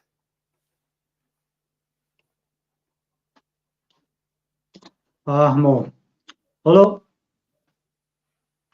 روزهای رمضان هم بسیار شما را سوال کتی خسته نکنم میگم، اما اگر سوال آخر باشد من از شما خواهش میکردم چون که به دیگران هم نوبت بتید و باشن در صحبت بخصوص مهاجرین. مخصوص میخواستم که اگر مهاجرین از روسیه و از اینجا باشد بگذار درد اونها را هم بشنویم و نظر آنها را هم بدونیم که چی باید کرد، اونها چی وضعیت دارن، اونها دردشون رو با کی بگن، در کجا بگن، اونها را هم باید شنید. بله اگر در استودیو نفری باشد یا سوال بله من در میفهمم که اونها میترسن، شاید که برای اونها هم حالا وضعیت چندان ساده و آسان نیست. نفر وارد شد. مرحمت. Ассаламу алейкум. Ва алейкум ассалам. Я бы хотел пару слов на русском говорить, так как тут и русскоязычные есть. Но я сам из Таджикистана, так что я как бы утром как встал, но я не знал про это. Я хотел на работу как бы в Москву поехать. И брат мне сказал, что не едь туда. А я в недоумении, я такой говорю, а что случилось? Он говорит, сейчас как бы ситуация такая, что люди, ну, кто-то там что-то совершил, а затем я как бы не поехал туда, и я начал искать информацию, что вообще случилось. Оказывается, ну, типа в кавычках, но я еще никто не знает, что именно таджики сделали это или нет, но там несколько видео есть, в котором издалека, короче, снято, но при этом нигде не показывают, что именно, потому что этот Крокус Сити Холл, у него может быть, не знаю, меньше там, хотя бы, ну, больше 100, может, камер там есть, потому что они должны уже все это доказать и выявить, и сказать. Ну, я думаю, что здесь какой-то там, говорится, как зери коса, ним коса, здесь что-то скрытое есть, потому что мы сейчас точно доказать не можем, так как они тоже говорят, какой-то таджик там это сделал, потом находят, что это неправда, они как бы ошиблись, потому что в одно время, как бы сказать, они сказали, что именно эти люди сделали, а в итоге потом после этого они находили, что они в Таджикистане находятся. Но еще то, что видео, которое я видел, до этого еще один таджик, короче, типа интервью, ну, его допрашивают, не интервью, а его допрашивают и говорят, что зачем ты это сделал и кто тебе это сказал. Он говорит через телеграмму, хорошо, через телеграмму. А сколько дней там? Он говорит 20 дней или там месяц. Ну, хорошо, даже если 10 лет будет дистанционно с человеком разговаривать, он никогда не научится такому автоматизму стрелять в человека, да, потому что автомат может дать человеку, как говорится, откат. Он в любое время может, когда один выстрел сделал, он может упасть или там еще что-то, если непрофессиональный как бы человек, если будет стрелять. Ну, здесь какой-то дурдом, это какая-то, опять вам говорю, что это спектакль какой-то, это 100% спектакль. Ну, я не верю в этом, потому что уже, как бы сказать, они точно, может, те, кто это сделал, они уже как бы из России уехали, может, сбежали, уже свалились, так что здесь конкретно никто ничего не может сказать.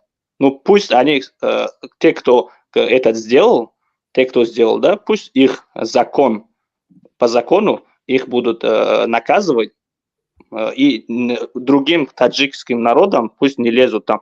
Поймал этого, ты это, за то, что ты это таджик, ты будешь наказан. Нет, нельзя так. Кто совершил преступление, пусть он будет наказан. Вот. Спасибо большое за внимание. Спасибо, дорогой брат. Ваше мнение очень ценно для нас. Это взгляд мигранта, это человек, который там живет, так чувствует, так видит ситуацию. Кстати, американцы за несколько дней, может быть, даже недель, уже, причем публично, не по своим каким-то внутренним каналам горячей линии, которые всегда существовали, существуют между спецслужбами всех стран, тем более они как бы публично через средства массовой информации предупредили своих граждан, что в ближайшее время в России будет совершено теракт, чтобы граждане избегали или не находились там, где скопление людей много собираются. Это говорит о чем? Это говорит о том, что это провал спецслужб, прежде всего российских спецслужб, потому что они должны были реагировать на эти сигналы, неважно от кого оно поступает, от коллег западных государств или через средства массовой информации. Кстати, вот только что буквально до начала нашего эфира я получил информацию, сообщение, что, оказывается, и таджикские спецслужбы информировали своих российских коллег. Нам об этом сказали из Душанбе, что российские спецслужбы, они были уже в курсе. Правда, они, ни таджикские, ни российские власти, они не знали, где, когда это будет совершено, но, скорее всего, они в целом об этом знали. И тут можно только спекулировать, догадываться, строить свои догадки. Не смогли предотвратить этот теракт или кто-то был заинтересован? Ну вот, вероятность есть. Состоялось. Вот главный вопрос. Вот то, что вы говорите, что террористы вели себя довольно уверенно, профессионально. Это очень не похоже на того, чтобы человек неделю назад познакомился. Обычный мигрант, который не может пару слов связать на русском языке, он не может вспомнить свой год рождения. И он совершил этот теракт, тем более, что он дрожит. Да, очень много вопросов, так, очень много подводных камней. Так что я с уважением отношусь к вашему мнению. Одновременно не могу подтвердить, потому что в данном случае все версии, все гипотезы имеют право на жизнь. Давайте здесь я вижу, что другие тоже присоединились, если... Да. Здесь к нам присоединился журналист Дмитрий Семенов, если не ошибаюсь, из Вильнюса. Ага. Да, все правильно, добрый вечер. Добрый вечер. Пожалуйста. Дмитрий, ваш вопрос. Тут к нам присоединился Ильхом Аков тоже. Добро пожаловать. Продолжаем беседу. Дмитрий, добрый день. Рад да, видеть. приветствую. Вам слово, Дмитрий. Мне что, я могу поделиться просто своими какими-то, может быть, наблюдениями из той информации, которую мы имеем. Минуточку, да. Дмитрий. Перед тем я бы хотел Ильхома, чтобы он вас представил, он вас хорошо знает, да. Чтобы наши зрители узнали, с кем они беседуют. Спасибо. Да, спасибо, Дмитрий. Добрый день, коллеги. Спасибо, Дмитрий, за позитивный ответ, что ты согласился участвовать в нашей сегодняшней онлайн-программе. У нас онлайн-программа такой, мы без никакого подготовки сегодня сразу начали то, что случилось в Москве. Конечно, детально мы здесь не будем обсуждать, потому что все уже знаем. И спасибо тебе. Вот мы бы хотели узнать, и господин Кабри, наш лидер, тоже сегодня участвует. И несколько вопросов, которые мы имеем, и твои взгляды очень важны, потому что наши зрители здесь, большинство, даже можно сказать, что русскоязычные, которые сейчас работают, больше 3 миллиона у нас мигранты, таджики в России, вообще в Российской Федерации, работает, зарабатывает, ты, конечно, об этом хорошо знаешь, и твои взгляды наш очень важно. И смотри, пожалуйста, вот такой вопрос, что буквально после выборы российские, после выборов Путина, можно сказать, да, вот началось вот этот бунт, и то, что это еще в столице, в Москве, в столице Российской Федерации, там то, что таким обширным месте, и то, что там и ФСБ, и другие, конечно, силовые структуры, там таким просто невероятно, что 4 человека из этого бунта, из этого террористического акта, они спокойно ушли еще 400 километров, и не знаю о таком, то, что сегодня, то, что мы по средствам массовой информации слушаем и видим, это что-то невероятное, и даже не верится. Вот твои взгляды мы хотели узнать, и потом, может, Кабири, наш лидер, господин, что там вопросы другие будут ответить. Спасибо. Это Дмитрий Семенов, наш из города Вильнюса, журналист, активный журналист Дельфи, который Дельфи знаменита в Прибалтике. Все, конечно, мы от средств информации, то есть от Дельфи все знаем. Спасибо, Дмитрий, пожалуйста. Да, ну вот я в самые последние вот рассуждения Кабири услышал, да, по поводу провала российских спецслужб. Ну вот, собственно, я как раз-таки думаю, что это не провал, скорее всего, это, наверное, такое, скажем так, намеренное закрытие глаз на все происходящее, да, потому что мы же видели о том, что реакция была, ну, спустя час только приехал туда спецназ в Москве, которая просто везде заставлена вот этими вот камерами, безопасный город, распознавание лиц и так далее. Каким-то вдруг образом удается людям, которых они подозревают в исполнении этого теракта, уехать и доехать аж до Брянской области. Ну, здесь вообще давайте посмотрим на те заявления, которые мы видели. Во-первых, мы сейчас все вспоминают о том, что США и ряд стран предупреждали, да, еще в начале марта о том, что теракты могут произойти. Но, правда, тогда говорилось о том, что это может произойти в течение 2 суток. Вот 2 суток тогда прошли с момента предупреждения, и все выдохнули и забыли. А вот я еще тогда говорил, что зря, на самом деле, выдохнули и забыли. И вчерашние события показали, что эти предупреждения, скорее всего, были не беспочвены.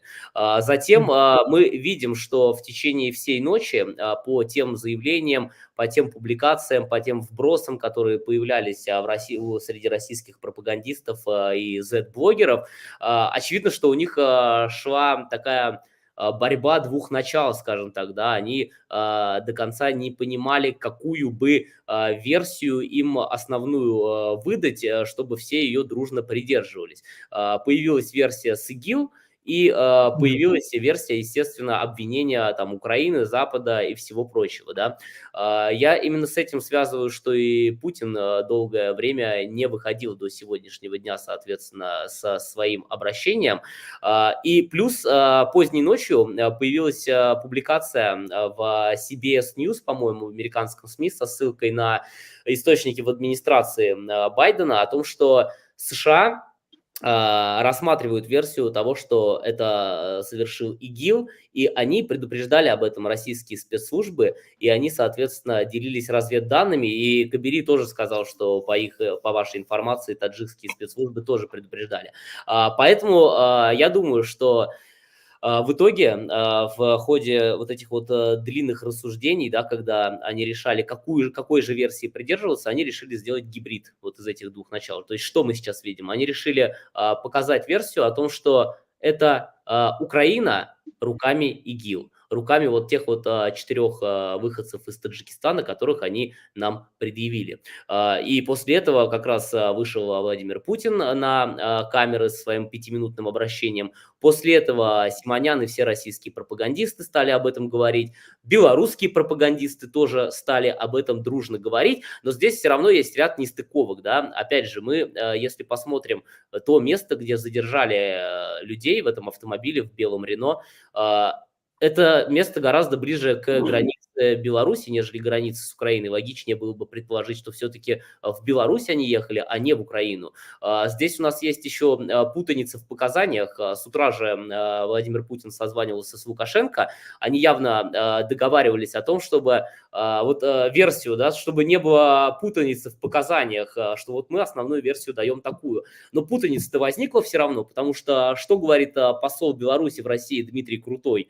Он говорит о том, что в Беларусь все-таки ехали вот эти вот граждане, и белорусские спецслужбы помогали, соответственно, в задержании. Ну и еще вообще много вопросов как бы по всей этой истории, которую мы видим. Во-первых, эта вот показательная жестокость, да, которую мы увидели на кадрах, когда один из российских силовиков отрезает ухо одному из задержанных, которого они в лесу, судя по всему, поймали. Потом то, о чем говорил Кабири, половина из этих людей, да, 2 из 4, по-моему, не говорят по-русски, но очень плохо его понимают, и мы видим вот эти вот кадры первоначального допроса в момент задержания. Зачем их нужно было показывать? Когда ты спрашиваешь у человека год рождения, он у тебя не понимает даже этого вопроса, не может сформулировать по-русски, а потом ты продолжаешь ему задавать вопросы, где вы там сбросили оружие, в какой части, тут или здесь. Ну, явно человек тебе не ответит на этот вопрос без переводчика. То есть это нужно было для того, чтобы создать, видимо, некую картинку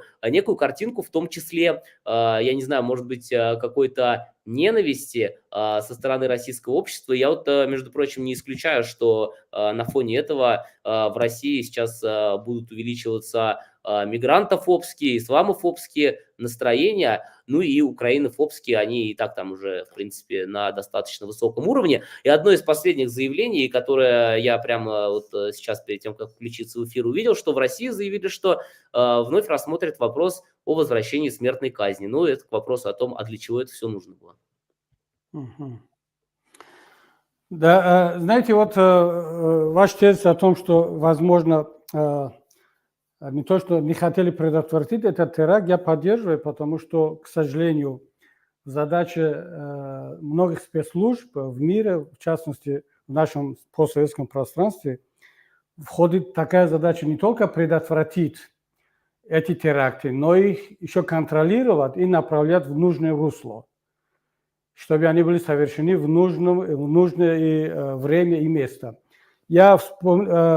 Я боюсь, что если сейчас кто-то хочет еще обвинить Украину, но я боюсь, что таджикские власти начнут обвинять нас, что это мы совершили через ИГИЛ эти преступления в России. То же самое они несколько лет тому назад, когда ИГИЛ совершил теракт в Душанбе, они убили несколько западных туристов. Тут же через 2 часа таджикские силовики не то что убили, ликвидировали террористов, у них уже было заготовлено заявление, где они говорят, что в первоначальном заявлении не было вообще ни слова об ИГИЛ. Они сказали, что это совершила наша партия. Только после того, как сам ИГИЛ, они сами опубликовали, взяли на себя ответственность, они чуточку корректировали заявление, сказали, что это таджикская оппозиция, ПИФ, совершил это преступление через ИГИЛ. То есть то же самое сейчас такая версия идет, что якобы Украина или другая страна через ИГИЛ совершили это преступление. И знаете, вот я вспоминаю, в том году мой знакомый потом мне сказал, что там должно было состояться в Душанбе какой-то концерт за неделю до этого теракта в Душанбе, и с участием зарубежных гостей, звезд эстрады и так далее. Потом силовики отменили этот концерт за 10 дней, хотя билеты были уже проданы, приглашения отправлены, гости уже кто-то приехал в Таджикистан, звезды приехали. Сказали, что не будете проводить это мероприятие, потому что есть угроза теракта. И через пару дней сами силовики сказали, что нет, вы можете все уже сигнал отменили, можете провести этот концерт. Концерт состоялся в Душанбе, в столице. И через 2 дня этот теракт состоялся не в столице, а где-то 100 километров южнее столицы, в Дангарийском районе. То есть мой знакомый, эксперт, который хорошо знает кухню, знаком с спецслужбами, он сказал, что, скорее всего, они получили информацию, что этот теракт состоится, и причем в Душанбе, вместо скопления людей в концерте, но каким-то образом спецслужбы вместо того, чтобы предотвратить, они перенаправили как бы стрелку в другое место. Они были заинтересованы в том, чтобы этот теракт все-таки состоялся, но не так громко, не в столице, а где-то в периферии. И тут же они заранее подготовили всю сценарию, на кого свалить и кого обвинят в этом. Обвинят свою оппозицию, ни в коем случае не ИГИЛ. То есть сценарий очень знакомый по классической схеме. Я не исключаю, что этот сценарий повторилось и здесь, и в других местах. Да, ну, знаете, Мухиддин, если даже, знаете, вас обвинят, это же не противоречит одно другому. Знаете, вот вы где находитесь? Вы Я в Европе. Вот вы в Европе, Илхам Джон тоже в Европе находится. Ну вот вы в Европе находитесь, вот скажут, вот Запад заказчик, а организаторы, вот вы, таджикская оппозиция, вот Украина тоже в организации участвовала, ну и все. Я об этом говорю, что вот когда им дали информацию, что теракт состоится, таджикские спецслужбы, американцы и так далее, но можно было как-то получить подробности, предотвратить, хотя бы отменить там в Крокус-Сити, говорят, какое-то мероприятие было там. Обычно в таких случаях власти отменяют все мероприятия с участием многочисленных людей. То есть обычно так. Но почему-то это не было сделано. Но Дмитрий, я не собираюсь сейчас кого-то обвинять, потому что обвинять без фактов – это только гипотезы, это только версии. С учетом той информации, с учетом практики, которую мы имеем, к сожалению, не очень негативной практики, которую имеют наши спецслужбы. Ну, мы просто, конечно, мы же обладаем совершенно тем минимумом знаний, да, мы действительно можем только выдвигать гипотезы, ну, мы просто можем смотреть событийный ряд, который происходил и происходит. Мы только за эту неделю, да, увидели, опять же, очередную эскалацию, 2 суток подряд массированный обстрел Украины, заявление Шойгу о том, что будет увеличиваться численность армии, Песков, который говорит о том, что это теперь уже стало войной, а не специальной военной операцией, ну и потом вот этот вот теракт. Ну, как бы все это ложится в одну канву, а сегодня, как я уже сказал, они уже говорят о том, что вот вопрос смертной казни мы, конечно же, тоже возвращение рассмотрим. Ну, просто к вопросу о том, кому это выгодно, мне кажется, выгодоприобретатель один. А вот, Дмитрий, ты согласен с моим тезисом о том, что таджики в последние годы, в последнее время очень часто они фигурируют везде, во всех терактах в Иране, в России, в Стамбуле, вот недавно в Европе задержали группу таджикских мигрантов, тоже подозреваются в подготовке терактов. И мое мнение, мой анализ, моя позиция заключается в том, что таджикские власти, когда они закрыли кислород, и политический, и культурный, и религиозный, таджикским гражданам внутри страны, репрессировали кого угодно. И вот это разочарование в демократию, в мирных механизмах участия в общественной жизни, отсутствие свободы, религиозной свободы, тотальная коррупция, кумовство, местничество во власти, оно все это привело к тому, что молодежь стал приобщаться, стал присоединиться к различным радикальным группам. И сегодня мы имеем результат той политики, которая продолжается уже минимум 20 лет со стороны таджикских властей и с поддержкой руководства России. Вот мое мнение в целом о том, что почему таджики сегодня стали, вот слово таджик стал синонимом, раньше это был синоним гастарбайтера, теперь оно стало синонимом террориста. Как ты считаешь, вообще вот этот тезис имеет право на жизнь? Ну, я думаю, что имеет.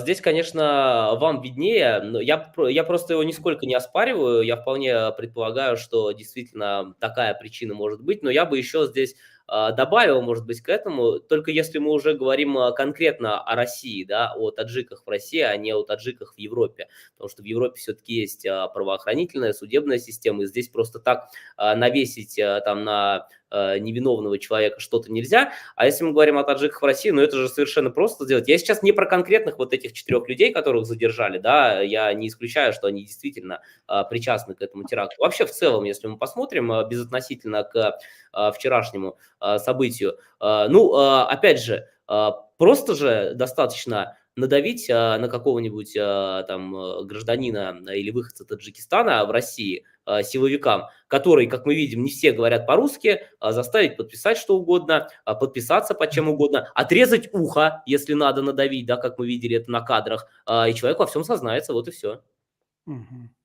Да, к сожалению. Думаю, после этого всего пойдет новая волна мобилизации. Как вы думаете, Дмитрий?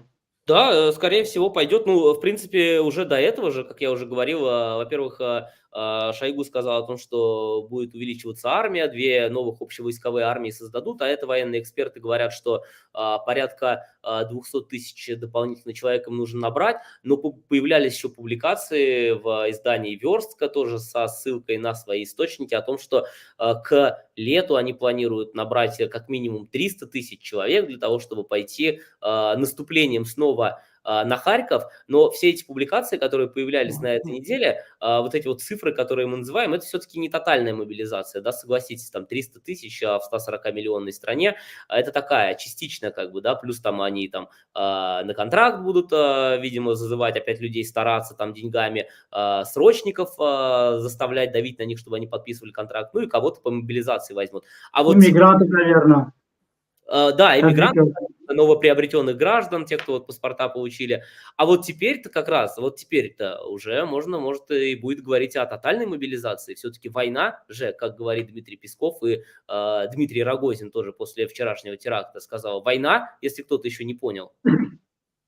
Я думаю, что мигранты, в частности таджики, оказались в очень сложной ситуации. Они сейчас психологически для того, чтобы доказать свою лояльность России, патриотизм, особенно те, которые получили недавно российское гражданство, а это ежедневно 600 таджикских граждан получают российское гражданство. Если до войны в Украине было 410 ежедневно, сейчас более 600 человек, 600 таджиков, таджикистанцев получают гражданство. И сейчас они уже как бы психологически для того доказать свою лояльность, патриотизм новой родине и для того, чтобы не быть депортированным, чтобы его паспорт не аннулировали, а такая угроза, такая опасность есть, они вынуждены будут это доказать в войне, с участием в войне против Украины.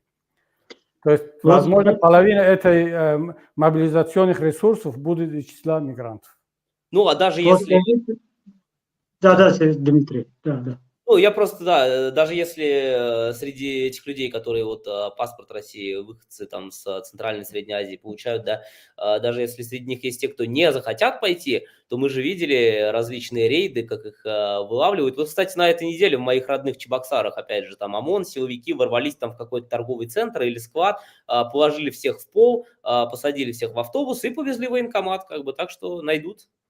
Да, я боюсь, что просто скажут, что ну хорошо, не пойдешь воевать, ты будешь обвинен в части, у нас как раз идет кампания по выявлению поимки террористов, сообщников, ты будешь одним из них. И у человека не остается другого выбора, как подписать контракт или договор, что угодно. Тут к нам в студию подключился Устод Темур Вархи. Добро пожаловать, Ако Темур. У меня один вопрос, и я оставлю студию Ако Темуру на несколько минут. Вопрос у меня такой, и к Дмитрию, и Устод Кабири, и, может быть, как и Темуру тоже.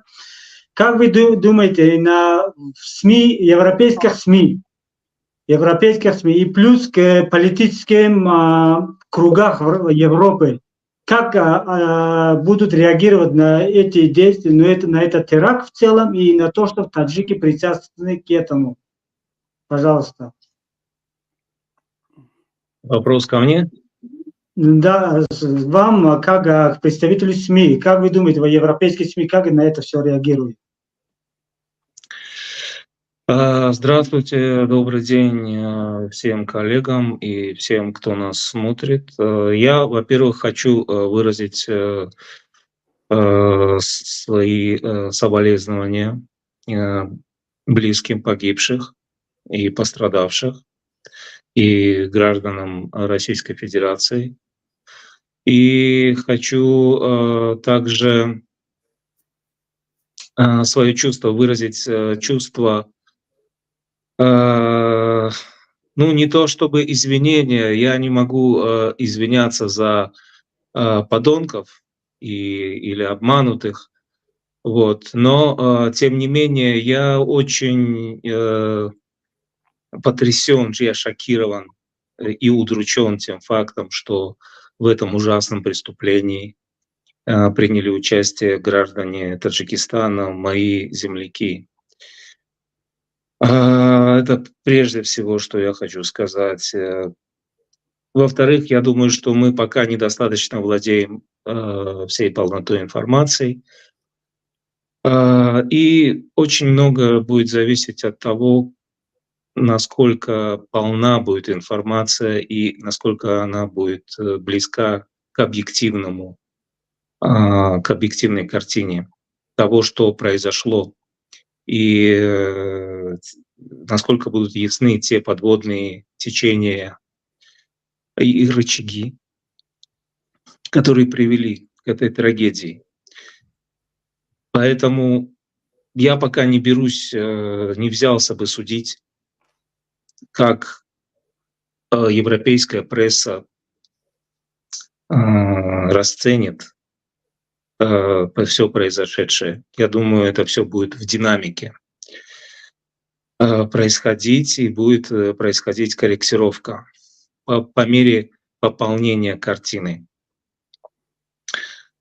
Что касается моего личного отношения, моего на нынешний момент восприятия ситуации, несмотря на неполноту информации, у меня есть небольшой опыт освещения событий в России с 90-х годов. Я был, так сказать, свидетелем и освещал очень многие теракты в России. И непосредственно я освещал теракт на Дубровке в прямом эфире русской службы BBC. И я также был свидетелем трагедии в Беслане.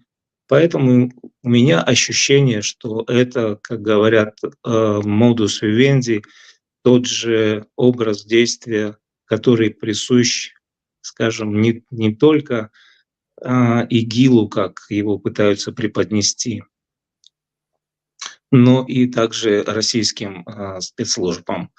И захват театра на Дубровке, и сопровождение террористов в Беслане осуществлялся ФСБ. Был там Ходаков такой в Беслане, руководитель этой банды, которого ФСБ долго вела и, значит, и задерживала, и отпускала, и так далее, и так далее. И этим боевикам был предоставлен зеленый свет для проезда по федеральной трассе до Беслана беспрепятственно с оружием, вооруженных до зубов, ни один пост их не остановил. И так далее, и так далее. Там много, значит, также я был свидетелем того, как после терактов, значит, в театре на Дубровке, в здании РИА Новости, в здании, вернее, Департамента информации МИД на Зубовском бульваре, нам, журналистам, втирали, значит, показывали какие-то, значит, железяки и говорили, что боевики могли их взорвать в любую минуту и так далее, что весь театр на Дубровке был начинен взрывчаткой и так далее. В то время как мы знаем, что в Москве невозможно проскочить, муха не проскочит, тем более любое лицо неславянской национальности незамеченным не проскочит, а тем более вооруженное, да, и с тоннами оружия и так далее, с автоматами. Это совершенно из области фантастики. Вот, значит, я полагаю, что те наши граждане Таджикистана, которые оказались орудиями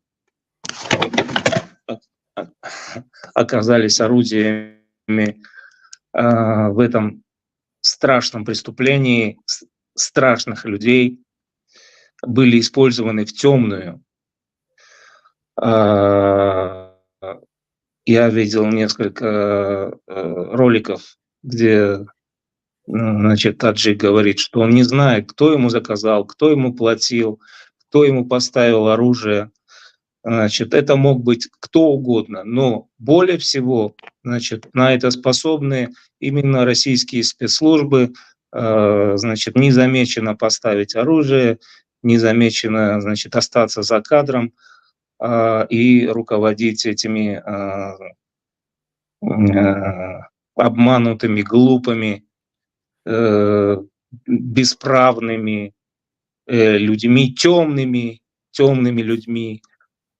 И я вообще даже не исключил бы, что это совместная операция Путина и Рахмона по использованию таджиков, по использованию, значит, так называемых верующих. Но на самом деле ими двигало здесь просто, ими двигал страх, ими двигало, значит, ну, материальный какой-то интерес.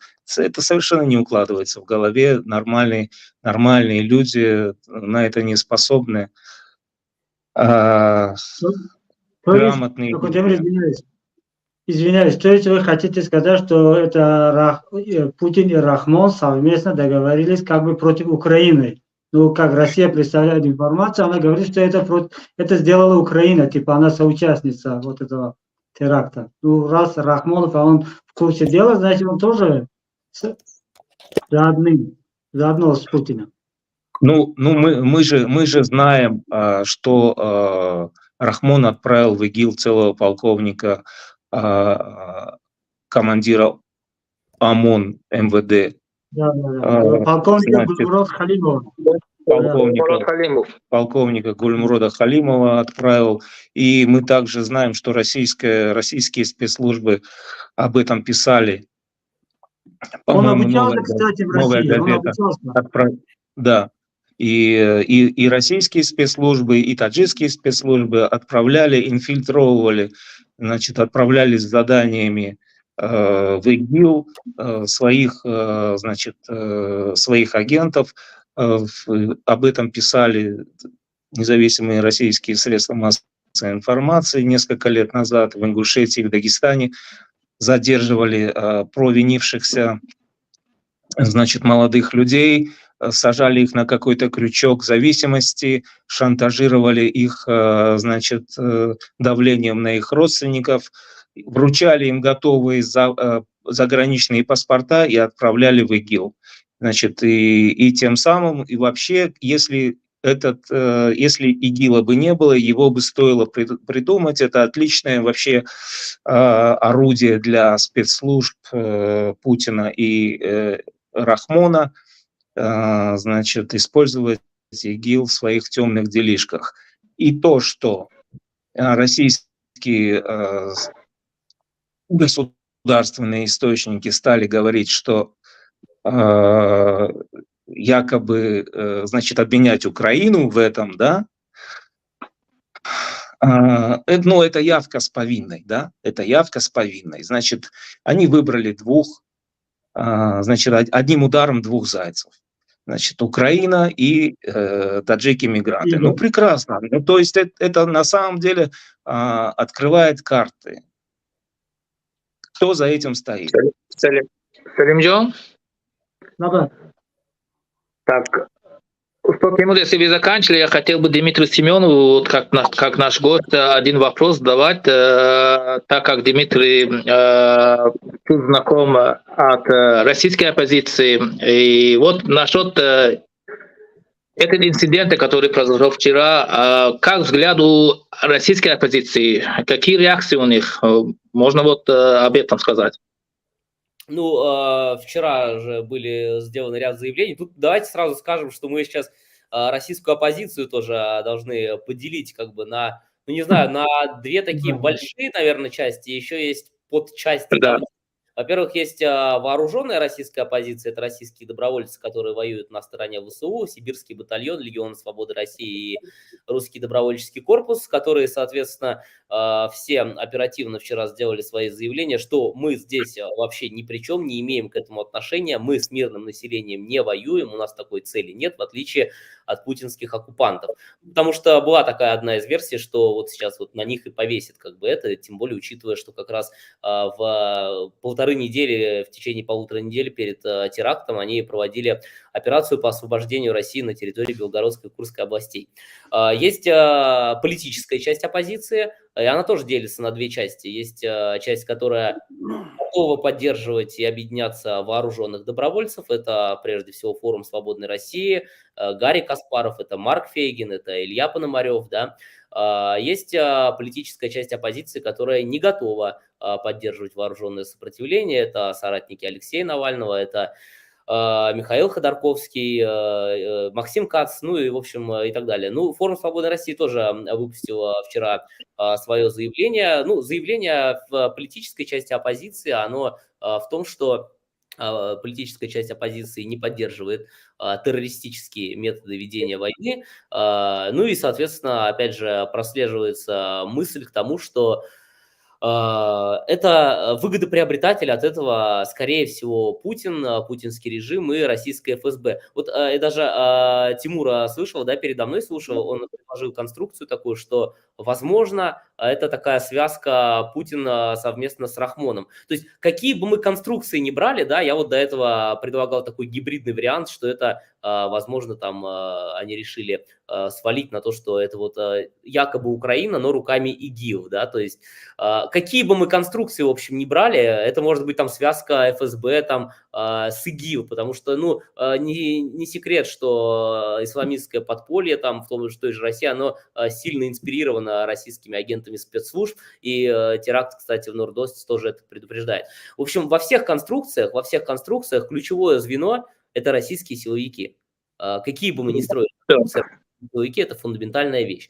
Вот, поэтому я считаю, и к этому, соответственно, мысль и идет у политической части оппозиции. Единственное, что мне не понравилось, если мы берем политическую часть оппозиции, которая не пока готова поддерживать вооруженное сопротивление, то у них вчера по горячим следам проскользнула такая мысль, которая мне очень не понравилась. Об этом написала Юлия Латынина, она вот очевидно прям написала открыто. Михаил Ходорковский написал более завуалированно. Они не исключали, что за этим может стоять Украина. Правда, Михаил Ходорковский через 2 часа, как больше данных начало появляться, сказал, что, ну, скорее всего, все-таки, конечно, это не Украина. Но то, что они саму мысль такую закладывают, что за этим она может стоять, мне это вот очень не понравилось.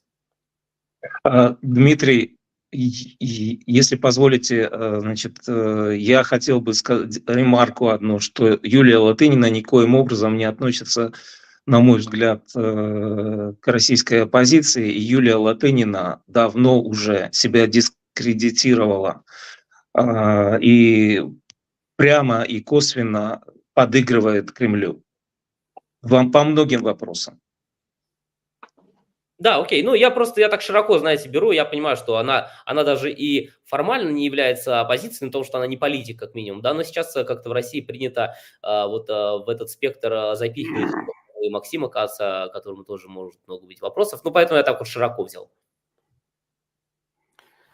Салимджон, если позволите, прежде чем покинуть эфир, я просто хочу добавить, что вот на ваш вопрос о том, что как Европа вообще реагирует на это, и да, конечно. Вот в связи с участием таджиков, я думаю, что Европа и так уже без этого последнего теракта в Москве знаком с этим феноменом, с тем, что таджики так или иначе участвуют в различных террористических атаках там в Европе и за пределами Европы. То есть для европейских спецслужб и экспертов это знакомое как бы имя или сочетание.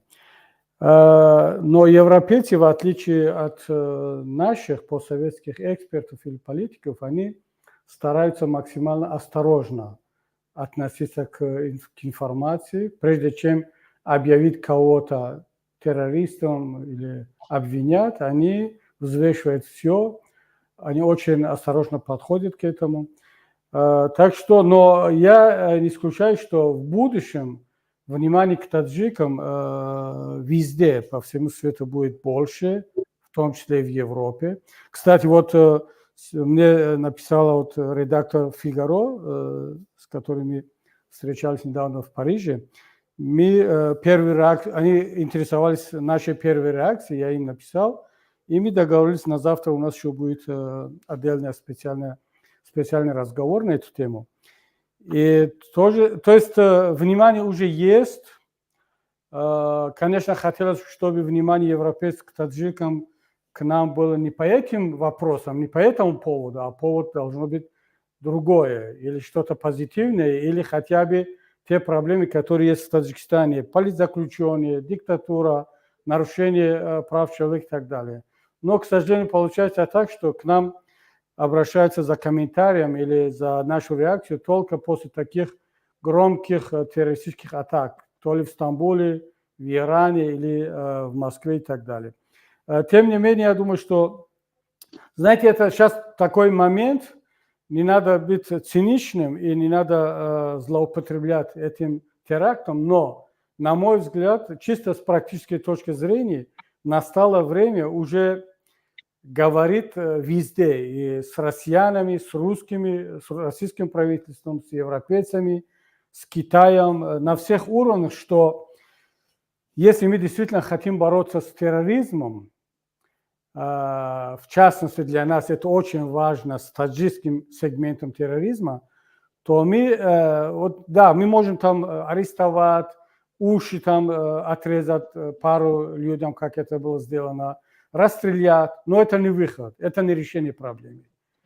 Мы должны искоренить причины, а причины, они внутри Таджикистана, в самой системе, в той ситуации, в той сложной социальной, экономической, политической ситуации, где находится таджикский народ. Об этом надо говорить в Европе, в Азии, на всех площадках, со всех трибун.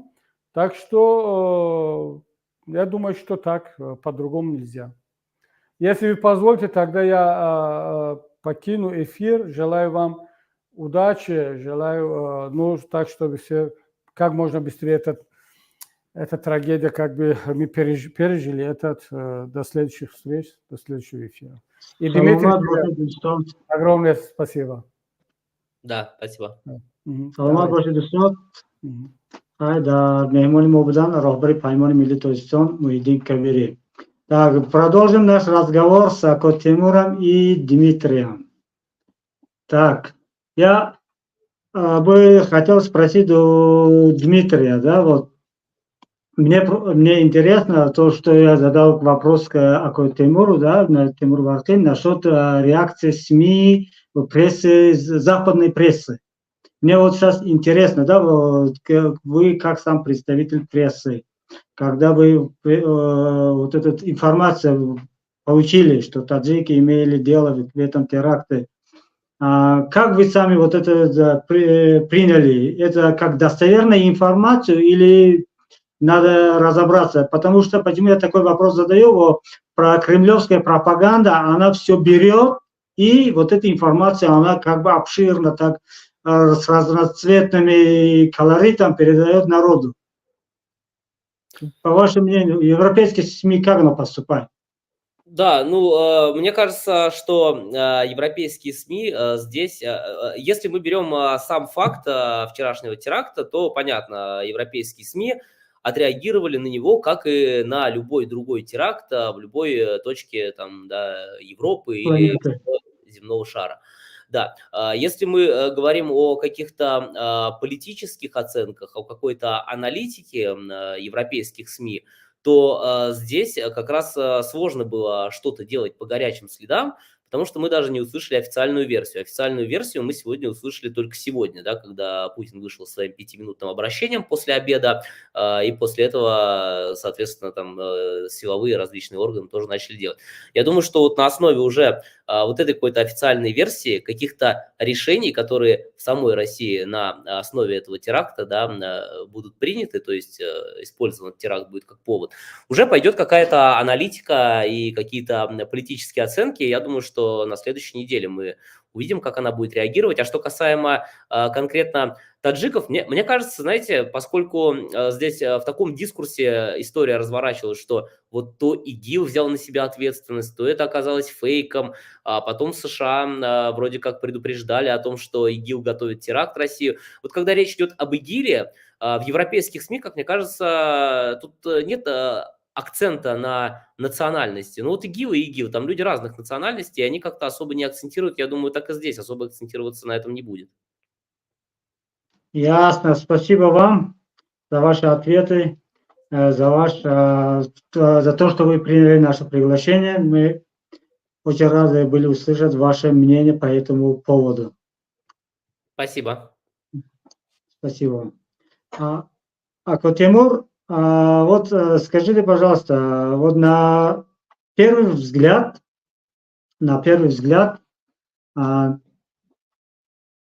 таджики, русидам тем тоджики, ведь мы тоджики делаем, то мардуми тоджики, бисёр дар нигоҳи аввал тоҷикон гӯё ки дар ҳамин кор даст доштанд. Вақте ки маълумотро мешунавем, мегӯяд ки ҳамин тоҷикон дар теракт даст доштанд, мардум қабул мекунанд ки тоҷикон даст доштанд. Аммо вақте ки баъд он навору фактҳоро тамошо мекунем, мегӯем ки сохта аст. Мисли ки сохта, ҳамон задан, гӯштро буридан, даст шикастан, ӯ бечора ба гардан гирифт. Мисли ки ҳамин хел аст. Он аз ҳақиқата ошкор намекунад. ҳақиқата ҳоли худи ҳамин ҷониби Русия ҳақиқата ошкор накардааст. Чунки вақте ки аз ҳамон ҷое ки теракт шуд, аз ҳамон макон, ҳамон ҷое ки консерт шуд, касеро боздошт карда берун мекарданд, дар сараш маска надоштанд. Ҷинояткор, яъне муттаҳам дар сараш маска надошт.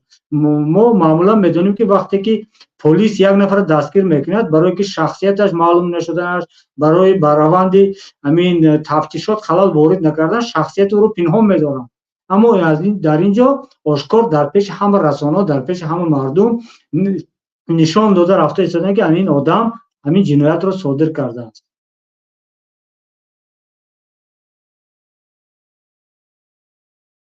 Тимур, садои шумо нест ако? Ага, хуб. Яъне саволтон чист? Савол кӯтоҳ. савол ин ки барои чи дар Русия як факти аниқу дақиқ надода истодааст ки дар ҳамон тоҷикое ки дар ҳамин кор гумонбар ҳастанд, яъне воқеан ҳаминҳо карданд. Чунки он чизе ки пешниҳод карда истодааст, он хабарҳо, наворҳо маълум аст ки сохта аст, фейк аст. Конкретни доказательстве ки ҳамин одамо ҳамин корро кардан нест. бачаро дастгир карда меларзад, чӣ хело метавонад рафта мардумро кушад? Ну, это стиль, во-первых, это стиль ФСБ. Если кто помнит, был такой случай одного киргиза, показывала съемка ФСБ, показывала, что, значит, она задерживала его на остановке, потом она его задерживала, дважды задерживали, однажды на остановке, другой раз, значит, он шел с поезда, и очень многие факты не сходились. И, значит, ну, очевидно было, что это инсценировка. Было очевидно, что это инсценировка ФСБ. И иногда людей для того, чтобы просто показать якобы, значит, террористов, они пугают, уговаривают там, или еще что-то делают, в общем, и используют такие настолько небрежно, настолько коряво они используют это дело, что даже составляют такие бумаги, в которых в конце пишут вместо подписи, значит, подпись неразборчива. Ну, есть такие, это уже стало анекдотом, но на самом деле это такие ФСБшные ляпы показывают, что ну, ложь, она всегда безыскусна, ложь, она всегда груба, ложь, она всегда шита белыми нитками, ее легко видно, да, поэтому и в этом случае еще вечером по всем каналам, социальным сетям было объявлено, что террористы скрылись на белом Рено. И только утром они его задержали. Они всю ночь его искали. И только утром они его, значит, обнаружили возле Брянска. Я сам еще в Телеграме написал, до того, как ложиться спать, значит, террористы скрылись на белом Рено, всем постам. Приказ белое Рено не трогать, не задерживать.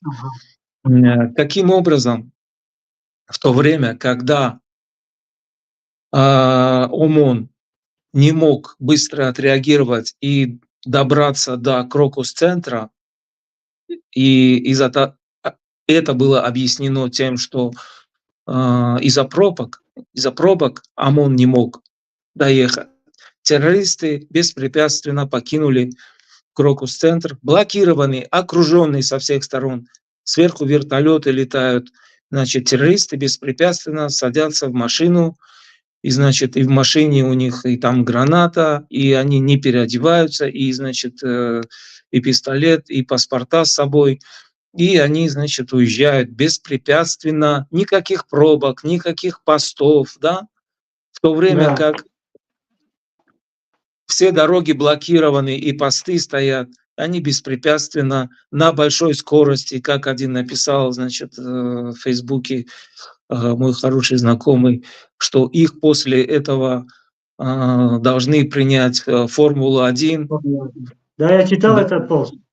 Да, значит, добрались беспрепятственно до границы, почти за 5 минут до канадской границы добежали, как у Эдгара По. Поэтому здесь все шито белыми нитками. Очевидно, и оружие им поставили, и беспрепятственно они уехали, и специально, значит, это белое Рено, как будто его специально отправляли в сторону Украины, значит, для того, чтобы, не доезжая до границы, его задержать, этих бедных, испуганных людей. Если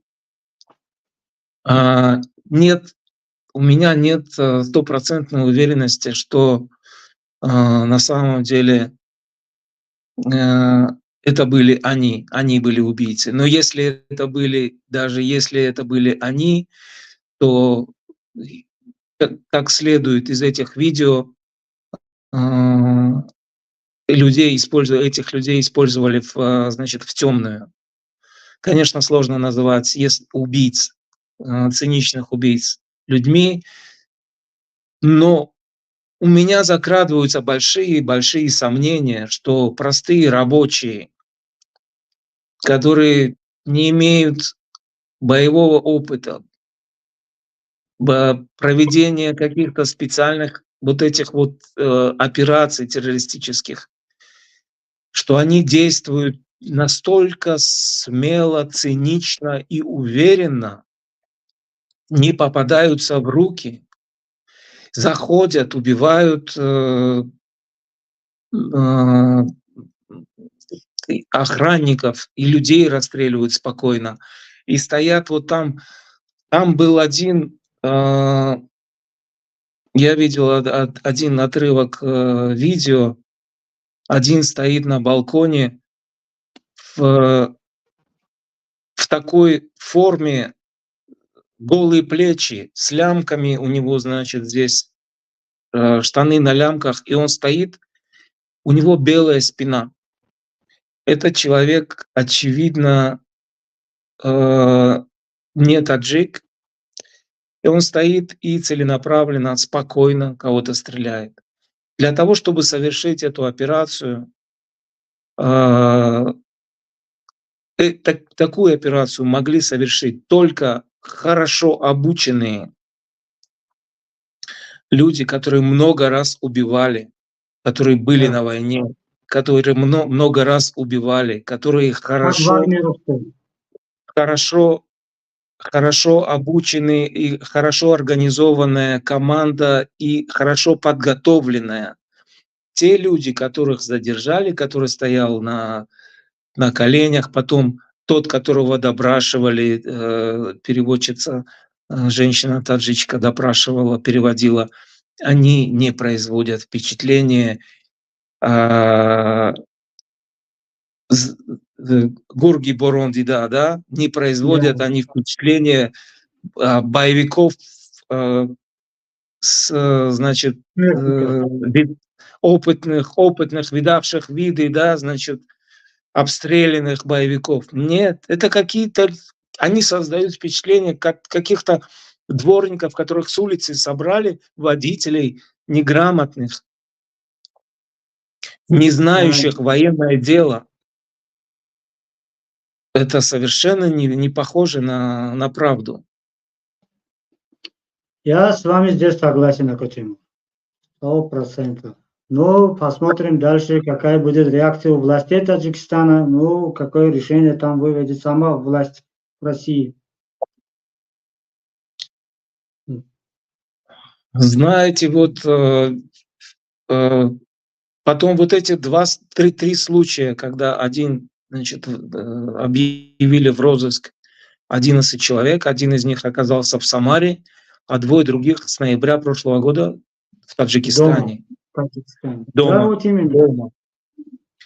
Значит, видимо, я же говорю, это стряпается так грубо, так нелепо, так непрофессионально, потому что ложь стряпается, шита белыми нитками, и надо очернить, конечно, а кого очернить? Таджики — самая легкая цель, самая безобидная, самая забитая, бесправная, как говорят, бейсои, як миллат бейсои. بله متاسفانه همه این بلاها گرفتار شدن ما تاجیکان در همان است که این ملت بی‌صاحب مانده. حکومت دیگر در غم مهاجر نیست، چی ماند که در غم ملت باشه. همین است. حکومت نه این یک دست است، یک خونت است، یک نمیدونم یک گروه متشکل جنایی که فقط در غم کیسش می باشد. تمام. خیلی خوب آقا تیمور، سلامت باشید که وقت خودتان را برای ما جدا کردید، برای مردم جدا کردید، برای ملت کارای فهماندید که وضعیت چی گپ چی کار است. از شما میnnتداری میکنیم. در مهمانی بودن راهبر دپارتمنت اطلاعات پیمان ملی تاجیکستان استاد تیمور واقعی. سلامت باشید. خدا نگهبانتون. خداوند نگهبانتون آقا. دوستان و برادران عزیز، امروزه برنامه ما از همین عبارت بود.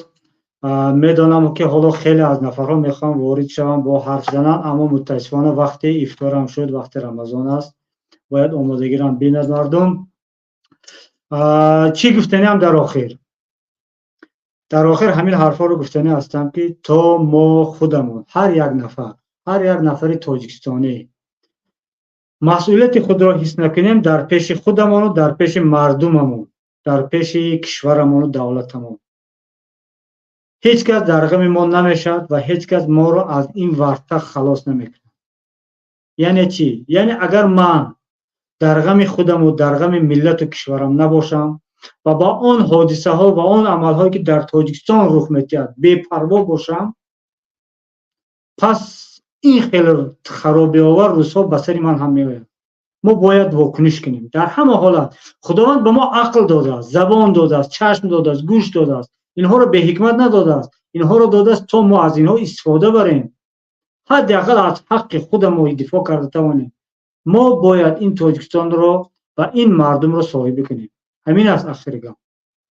دوستان، با شما بودم من سلیم سلطانزاده در کانال پیمان ملی تاجیکستان پیمان لایو. ابونه شدن و نظرهای خود را نوشتن را فراموش نکنید.